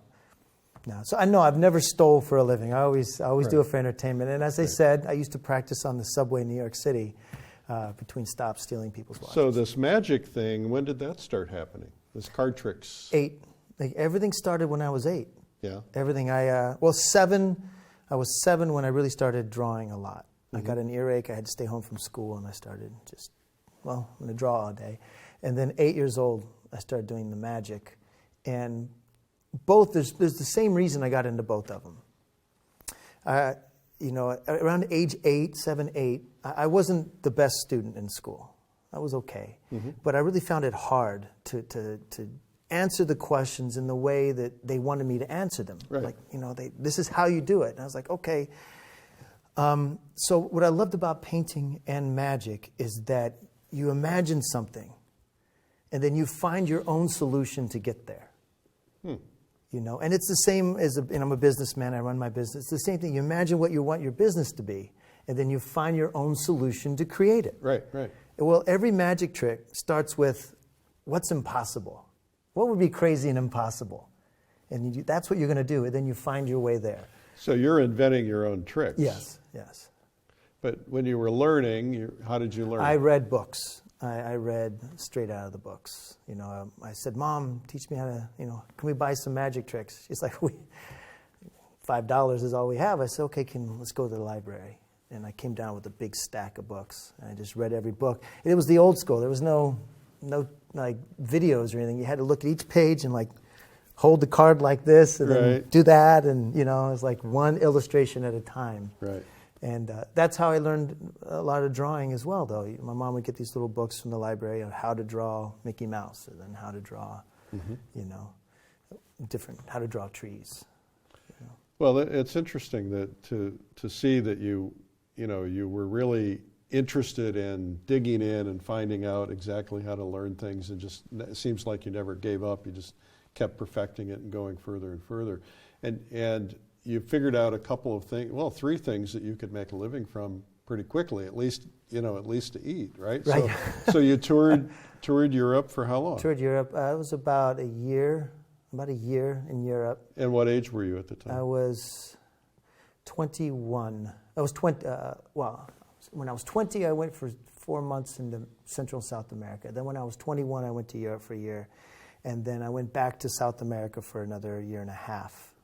So then I returned to New York when I was 24. And you supported yourself the whole time? The whole time. And all doing street stuff? Street magic, street music, and that was it, magic music. And I drew the whole time. And I had a gallery. I would do these drawings, and I would mail and ship the drawings back to this gallery in West Virginia and make some money there. But when you play on the street, then the nightclubs would come and say, "Hey, we have a cafe. Can you come play Friday night?" So I'd play Friday night, and and if you have a guitar, you always have a place to stay. Yeah. You always have a place to stay if you have a guitar. People love to have a musician around, and like sure. I was on a boat in Greece, and I'm playing, and the guy walks up and says, "Oh, I'll teach you how to play that better." I was like, "Please." And I was like, "Hey," his name was Steinar. He lived in Norway. Yeah. And he said, "If you're ever in Norway, you can stay with us. Here's my address." And he says, "Please come stay with us." So a month later, I showed up at his door. He's like, "Hey, come on in." And I stayed at their house for 2 weeks and did portraits of them and played guitar and did magic. So what would your recommendation be to your own kids about that? If your kid said, "I want to go do that very thing," would you let them do it? Absolutely. Absolutely. I think if you follow what you love, and you are always interested in learning more about what you love, you're going to be fine. Now, most people... And if you're interested in people, it's so important. I mean, I know magicians that aren't, they're technically way better than me, but they don't have as many bookings because they don't relate to the people as well. Right. And if you're painting, you have to relate to the model, you have to relate to the people, you have to relate to the landscape. Did you always have good people skills, or did you have to develop those? I think I always had. I always liked people. Yeah. I always really liked people. Yeah. And I read when I was really young the Dale Carnegie, How to Make Friends, Win Friends and Influence People. Yeah. And I only remember one thing from that, which serves me to this day. He says, when you make a mistake, say you're wrong. It's just flat out say, "Oh, I made a mistake. Yeah. I'm sorry." Yeah. Say it. And it's simple. you know. So you got back from Europe and from South America, or Central America, and then what happened there? So I landed back in New York. I was 24, and I was drawing and painting at the time, selling my art. You know, again, I get back, I said, you know what, I should just paint and go to the streets. So I do all my artwork in my studio, and on Fridays, Saturdays, Sundays, I'd go on the streets and I'd sell it on the streets. And then from there, I got commissions. So it was pretty smart, you know, it was a business model. Right. You know, except I did get arrested once. And got. Tell me about that. Oh, this.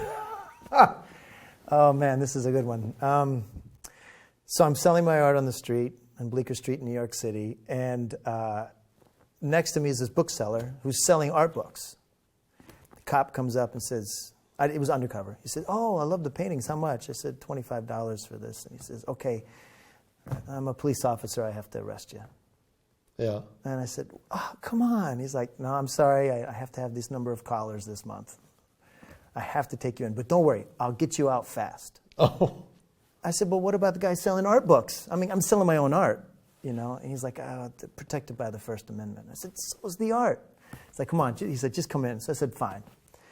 Handcuffed me, put me in the pad, you know, in the wagon. And there's all these watch sellers, you know, and because back in '89 in New York, and back in '94 in New York, Alphabet City was bad, and there was a lot of crime on the streets. So they just go around and arrest everyone. We're sitting there, and right before we get to the station on 42nd Street, the officer says, "Oh, hey, Johnny, I'm thirsty. Can you get me a Coke at the deli?" So one of them goes out to get a Coke. There were two officers. And I said, "Hey, I'll take a Pepsi too." He's like, "You're handcuffed. Sit in the back. You'll be at the station soon." I said, No, get me a Coke." He's like, "You ain't got no money." I said, "No, here's $2. You got out of the He's cuffs. like, "Where's the cuffs?" I was like, "The cuffs are on this wrist." He's like, "What are you doing?" I was like, "I'm a magician." He's like, "Put the cuffs back on." So anyway, he got me the Coke. And then we went to 42nd Street, and I did card tricks for everyone in there, you know, and it was fun. Didn't have to go to court or anything? Didn't have to go. Well, no, I did have to go to court, but the guy processed me quickly. He said, "Listen, I'm going to process you quickly." He did, got me out, and then you just go to court and you say, "Hi, I was selling me artwork. I was selling me artwork." I was selling artwork, and every judge would go, "Dismissed." They knew that, you know. They just didn't want somebody selling stolen goods. Exactly. Yeah. Exactly. So. Okay. Yeah. So you later then ended up in art school again. I did. So this is what's interesting. So I was doing my artwork there for a while. I was a cabinet maker for years. Really? Yeah. Woodworker. Woodworker. Yeah. I did high-end millwork, architectural millwork, for New York City, and I did that for a while, and painted on days I wasn't working. Right. I did magic at night, so I was like full working, and then I decided, you know what, I want to go back and really learn much more deeply how to paint. Now, what age were you by this time? I was 35. So 10 years had gone.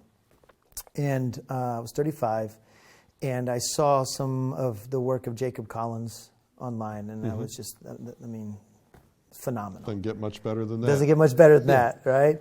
So I was working, by the time I was a job super on a construction sites.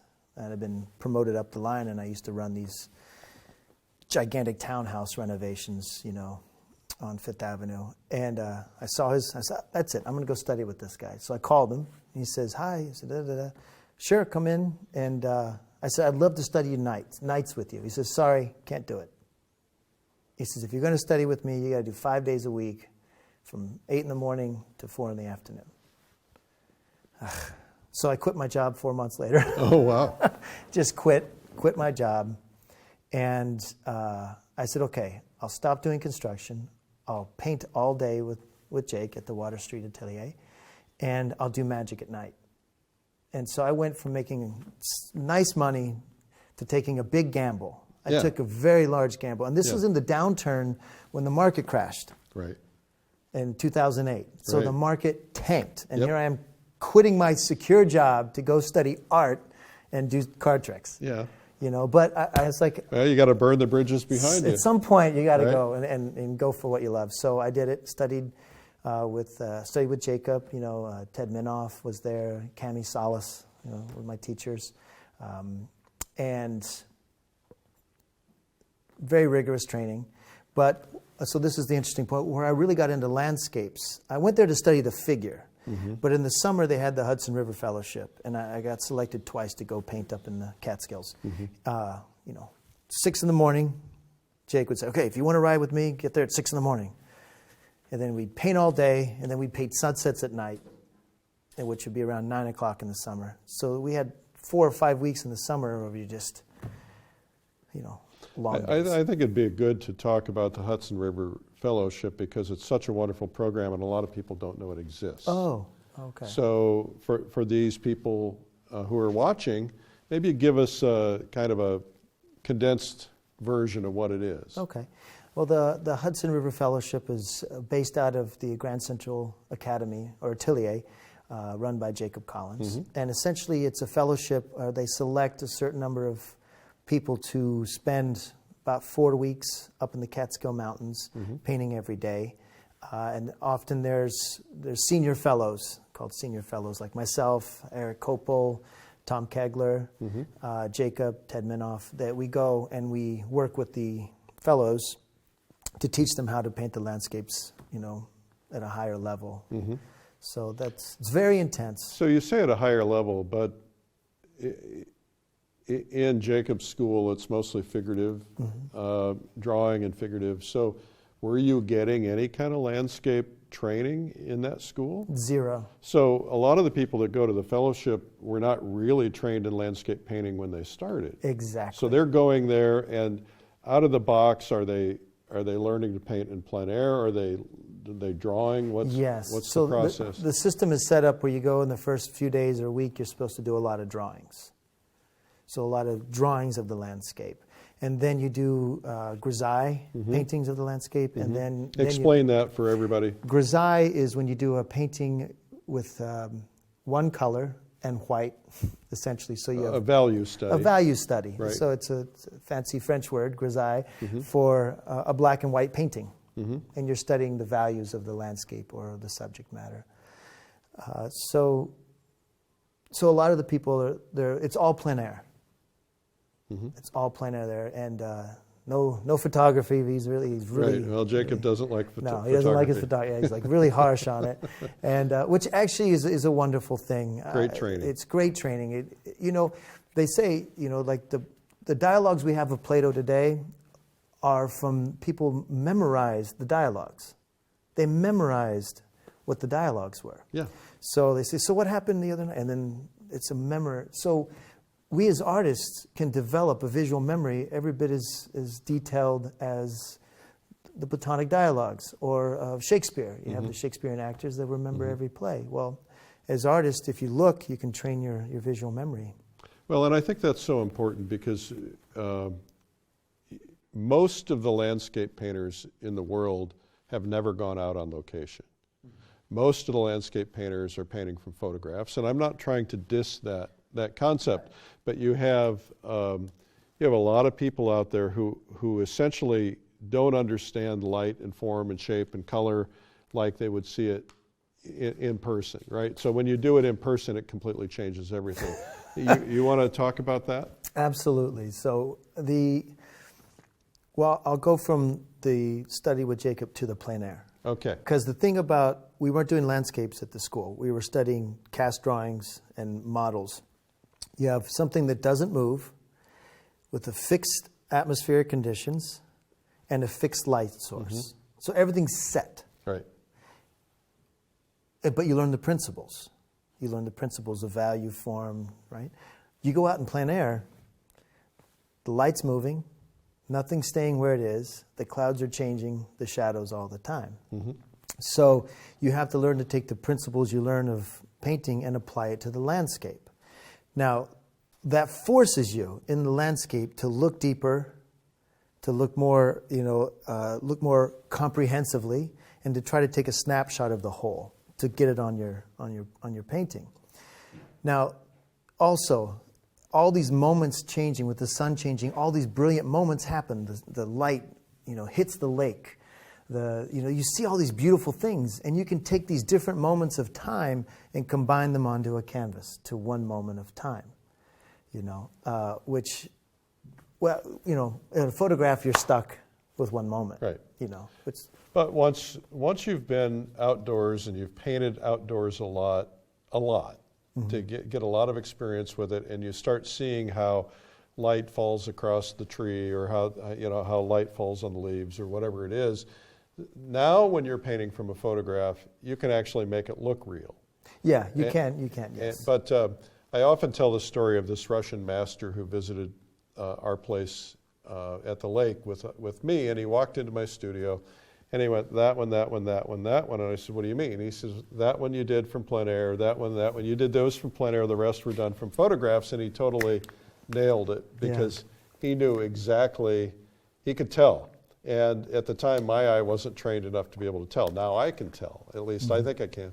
Now there are people who are so experienced at outdoor painting, plein air painting, that they're able to now fake it from a photograph and make it look really real. But I still can't paint from a photograph. I'll paint from a study, mm-hmm. but I don't do photographs, because they lack information for me. So I'd rather just be outdoors. Yeah, they do lack it. What they do is they compress the values. First of all, the values get shifted. The right. color gets changed. Right.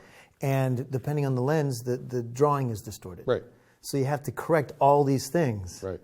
And so I find it as a disadvantage. But like what you're saying, plein air, I paint in the studio all winter. So by the time spring comes around, I'm dying to get out. Right. Because it's like all these fresh impressions. You don't like to go out in the winter? I used to. But nowadays, with galleries and, the demand for work, I have to hunker down and do these larger paintings in the studio all winter. Sure, yeah. And then in the spring I go out and do in the summer, all the paintings. So I like to do these small 7x12s, which the demo I did for the video, it started with a little small 7x12 sunset, and then I do that 12x16, and then I do several of those different scenes, and then that one would work 16:20. Yeah. So you do on your studio paintings, you're doing a lot of glazing and a lot of layering, I would assume. A lot of layering. Yeah, it's the indirect method of painting, where I do one layer on top of the next, mm-hmm. which I love, because it allows for a lot of control. You can really control your values and what you want to move and push. You control the intensity of your colors. You can up, out of gray, more neutral, more intense, or more chromatic. And you have the advantage of all these techniques. You can glaze. Now I'm going to scumble. Now I'm going to go impasto. Right. Now I'm going to sand it down and glaze on top of that. Right. You have all these tricks that you can pull off. Yeah, all you need is time, drying time, and time. Yeah, drying time and time. Drying time and time. But if you're working on I work on 3, 4 to 5 paintings at once. So I'll do this one, set it aside. Next day I'll do this one, and it's like a merry-go-round. By the time I get back to the first one, it's dry. Right. So, Ken, one thing you're probably pretty proud of is that you have a new book out. The book is called Landscapes in Oil. So I understand that most art instruction books are not on sale in museum stores like the Metropolitan Museum of Art, but this one is. Congratulations. Thank you. It's that's been a dream of mine, to have my artwork in the Metropolitan Museum of Art in New York. But I'll take the book. Yeah. So it sells right there at the Metropolitan Museum.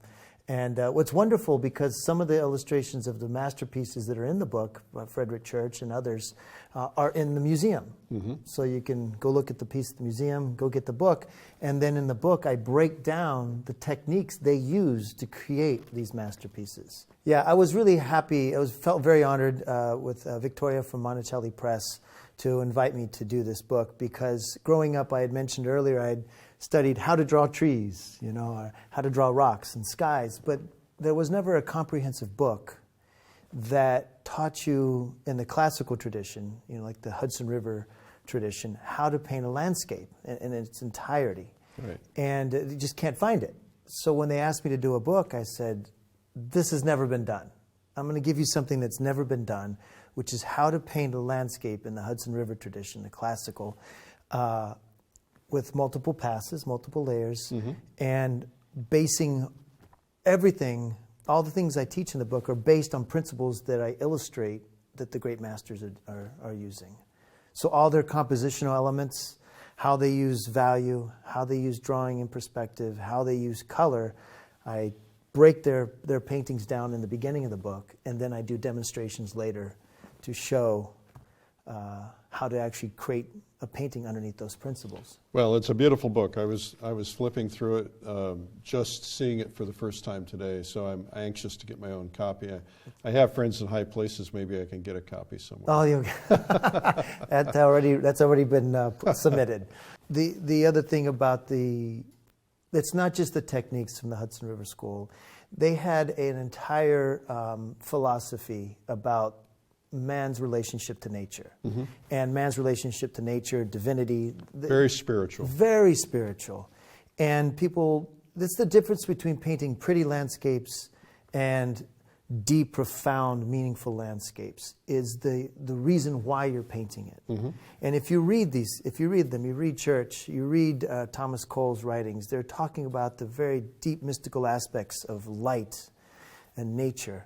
And so I discuss in my book that the power behind their paintings is, yes, their technical mastery, but that is the foundation in which the vision and the transcendent ideas are expounded upon, that they're painting, for which they're painting for.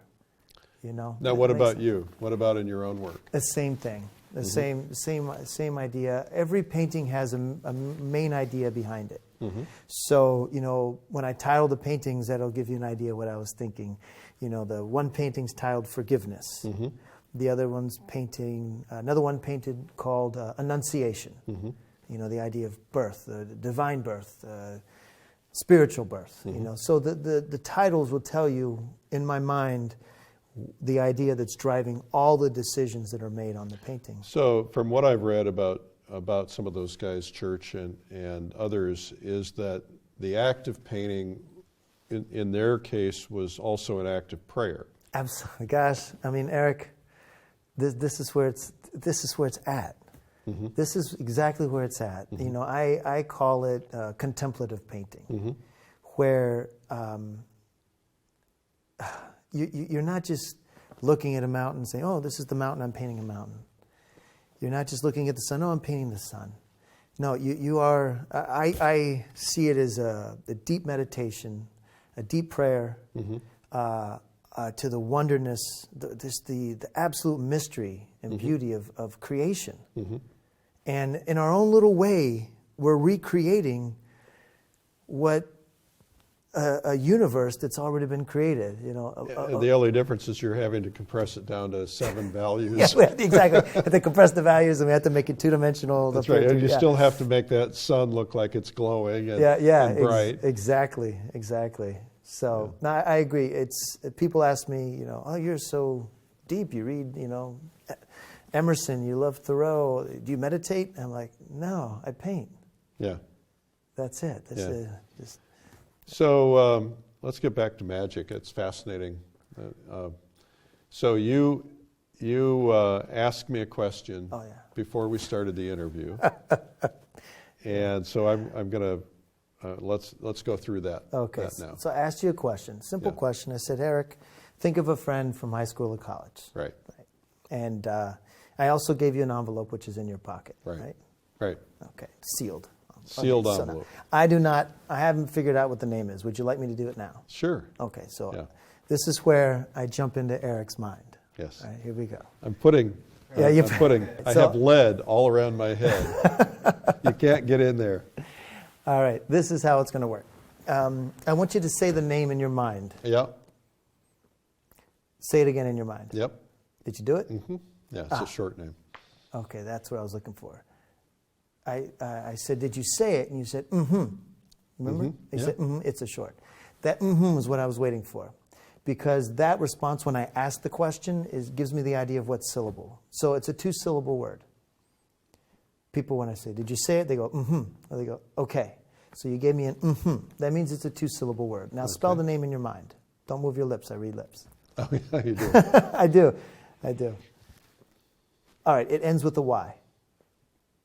Yes. Yeah. Yeah, you know how I knew that? No. About 80% of all childhood friends end with Y. So that was just a stab in the dark. All right. Okay. Now, but we're going to get much more complicated. Think of a vowel that's in the name. Okay. That's an A. Yep. Okay. He said okay. So it has an A and it ends with a Y. Think of another letter in the name, but not the first letter. Don't go with the D.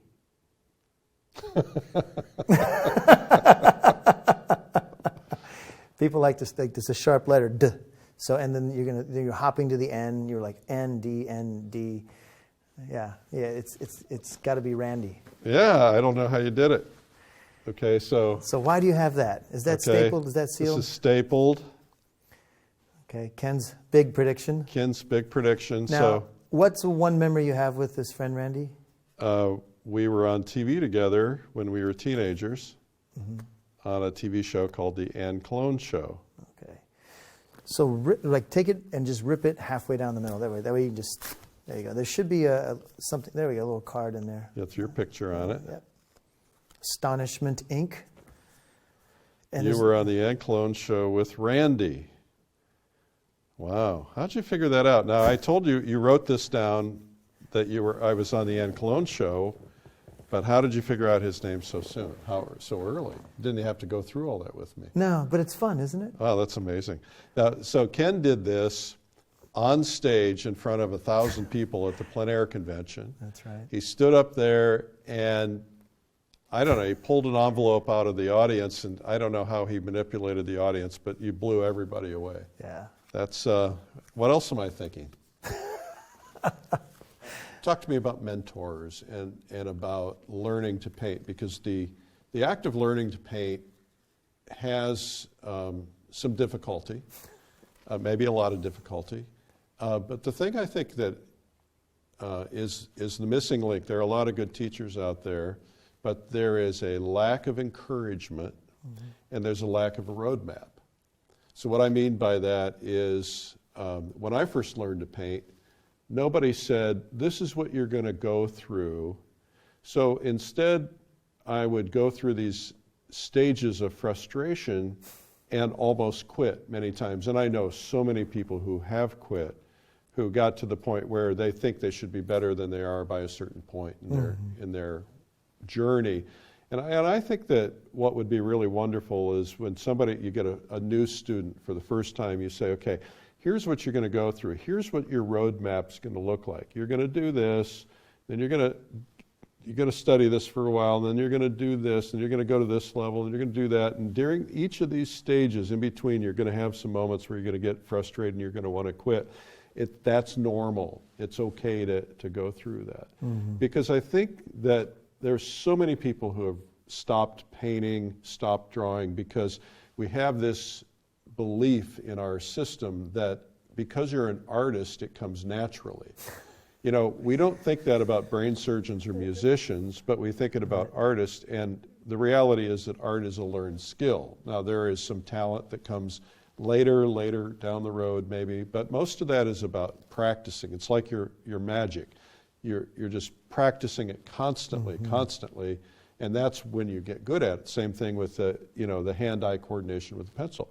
So talk to me about learning and what you think the journey really is and the best way to learn as an artist. I couldn't agree with you more that there are, in the stages of learning art, frustrating areas, where you advance and then you get frustrated and you want to throw it away. I put my hand through canvases, in my day, getting so frustrated. So the importance of a mentor, the importance of learning from somebody cannot be stressed enough. In every profession, if you're doing tennis, they have a tennis coach. I have friends that are opera singers in New York. They have voice coaches. They're singing at Carnegie Hall, but they have coaches for their voice. All the best people in any profession have a coach. Absolutely. All of them have coaches. And so with art, I think that you have to go and seek out those who can teach you. Now, there's two different things to that. You can first start with someone's artwork you love. You say, I love their work, and then see if they teach. That's the first stage. Now, there's the artist and then there's the teacher. Right. So just because you might love their artwork doesn't mean you can learn as much from them, which isn't saying anything wrong with anybody. Some people are not good teachers. Right. So you have to experiment with a few people, and then when you find someone whose art you love, and then the system they're teaching really makes sense to you, I really would suggest you stick with it. Stick with them for a while. Really learn their method, because the other problem is if you hop around a little too much, then you're trying to synthesize too many approaches. Yeah. Because every great teacher, every great artist has found their method of approaching the difficulties of painting. Well, that's exactly what happened to me. I get bored easily. I like a lot of different styles of painting.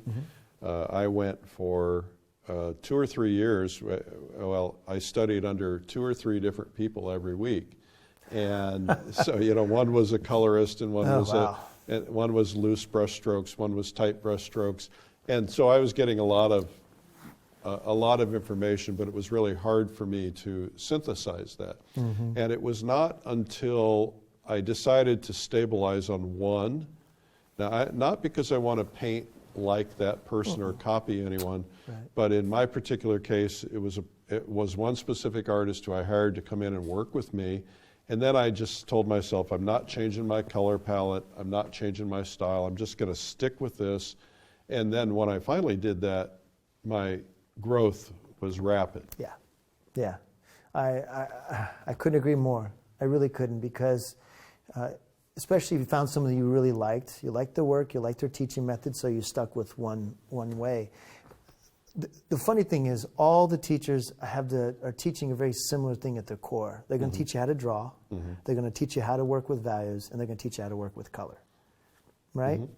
So they're going to teach the same essential principles, but how they interpret it and how they transmit it is different with each artist, So I often say to my students, I say, if it's with me, if you want to study with others, stick with them for a while, because it's like when you go to sit at the piano, the notes are always the same.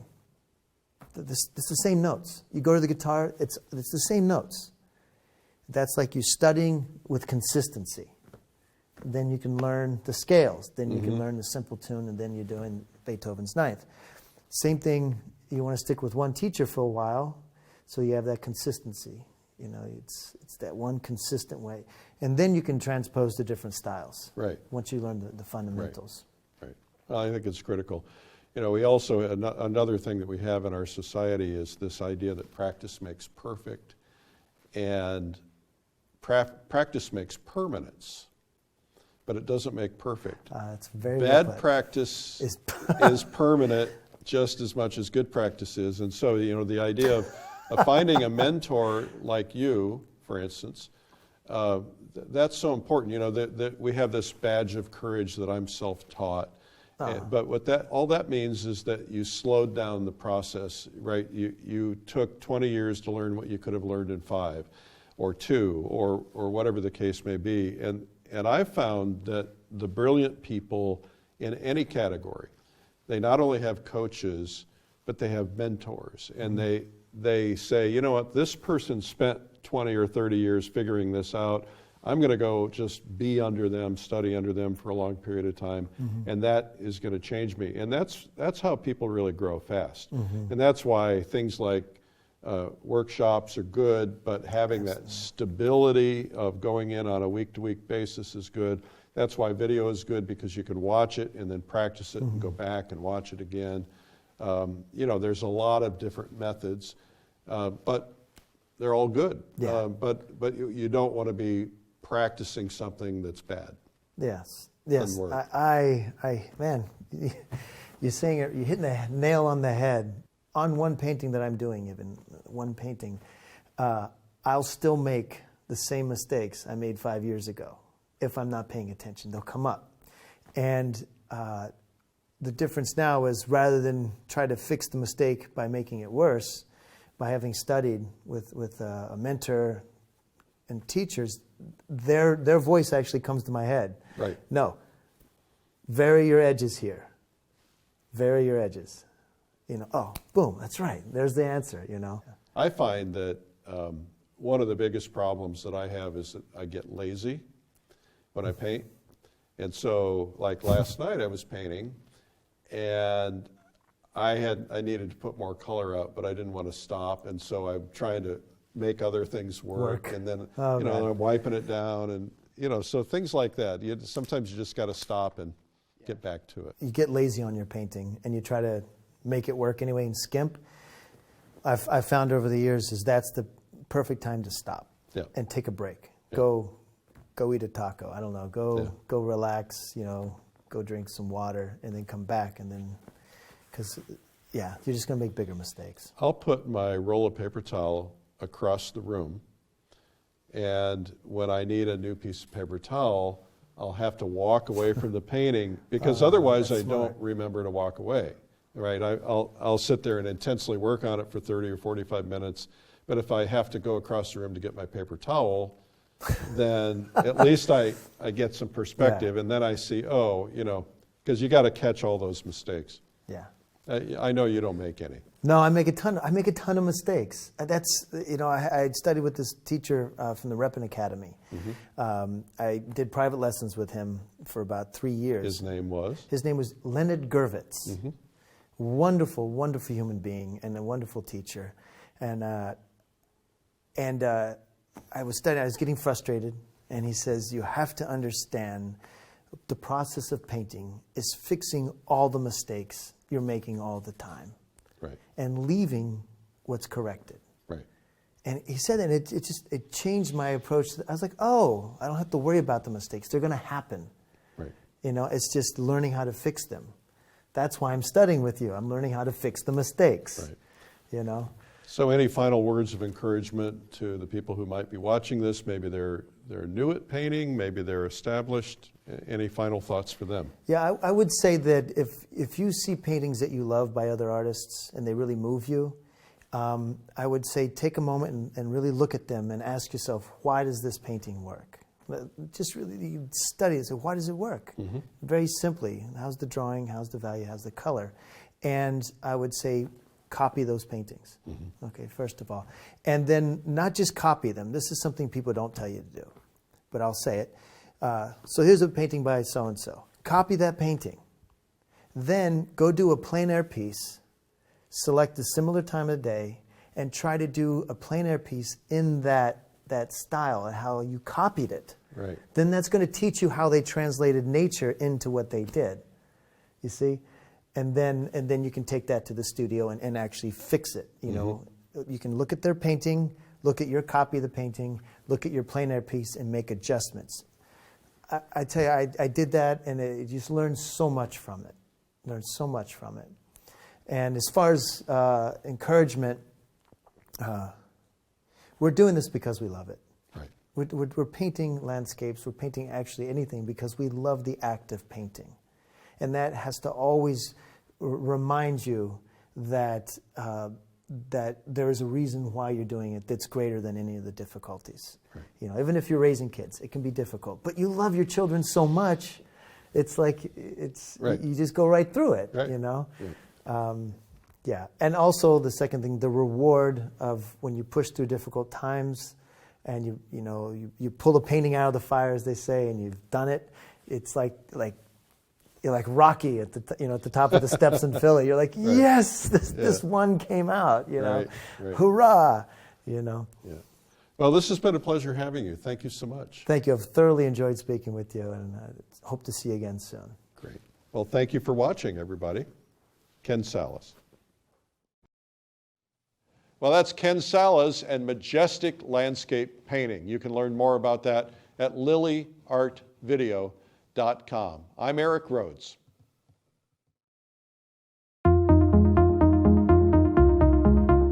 The beauty of landscape painting is an American tradition, rooted in the Hudson River School painters who brought majestic landscapes to America through their paintings over 100 years ago. Artists like Frederick Church, Thomas Cole, Asher B. Durand, and others made up this movement, and since then, American artists have tried to master the drama and light of these techniques.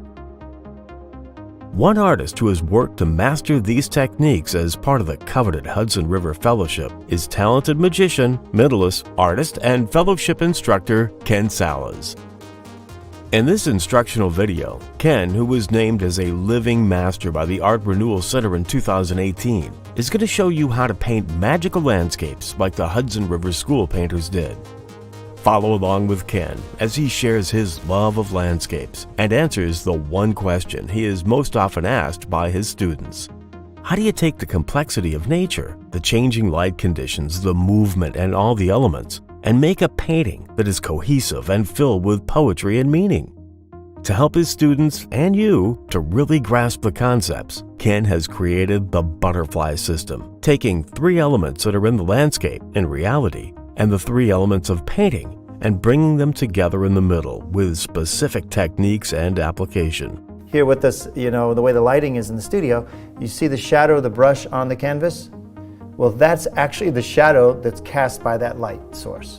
You'll always know how to move your painting forward rather than getting stuck in repetitive mistakes.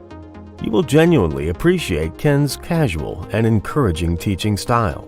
His skills as an entertainer shine through, making it easy and fun to learn from him. Although Dante's talking about much larger things, I really can see this apply to color.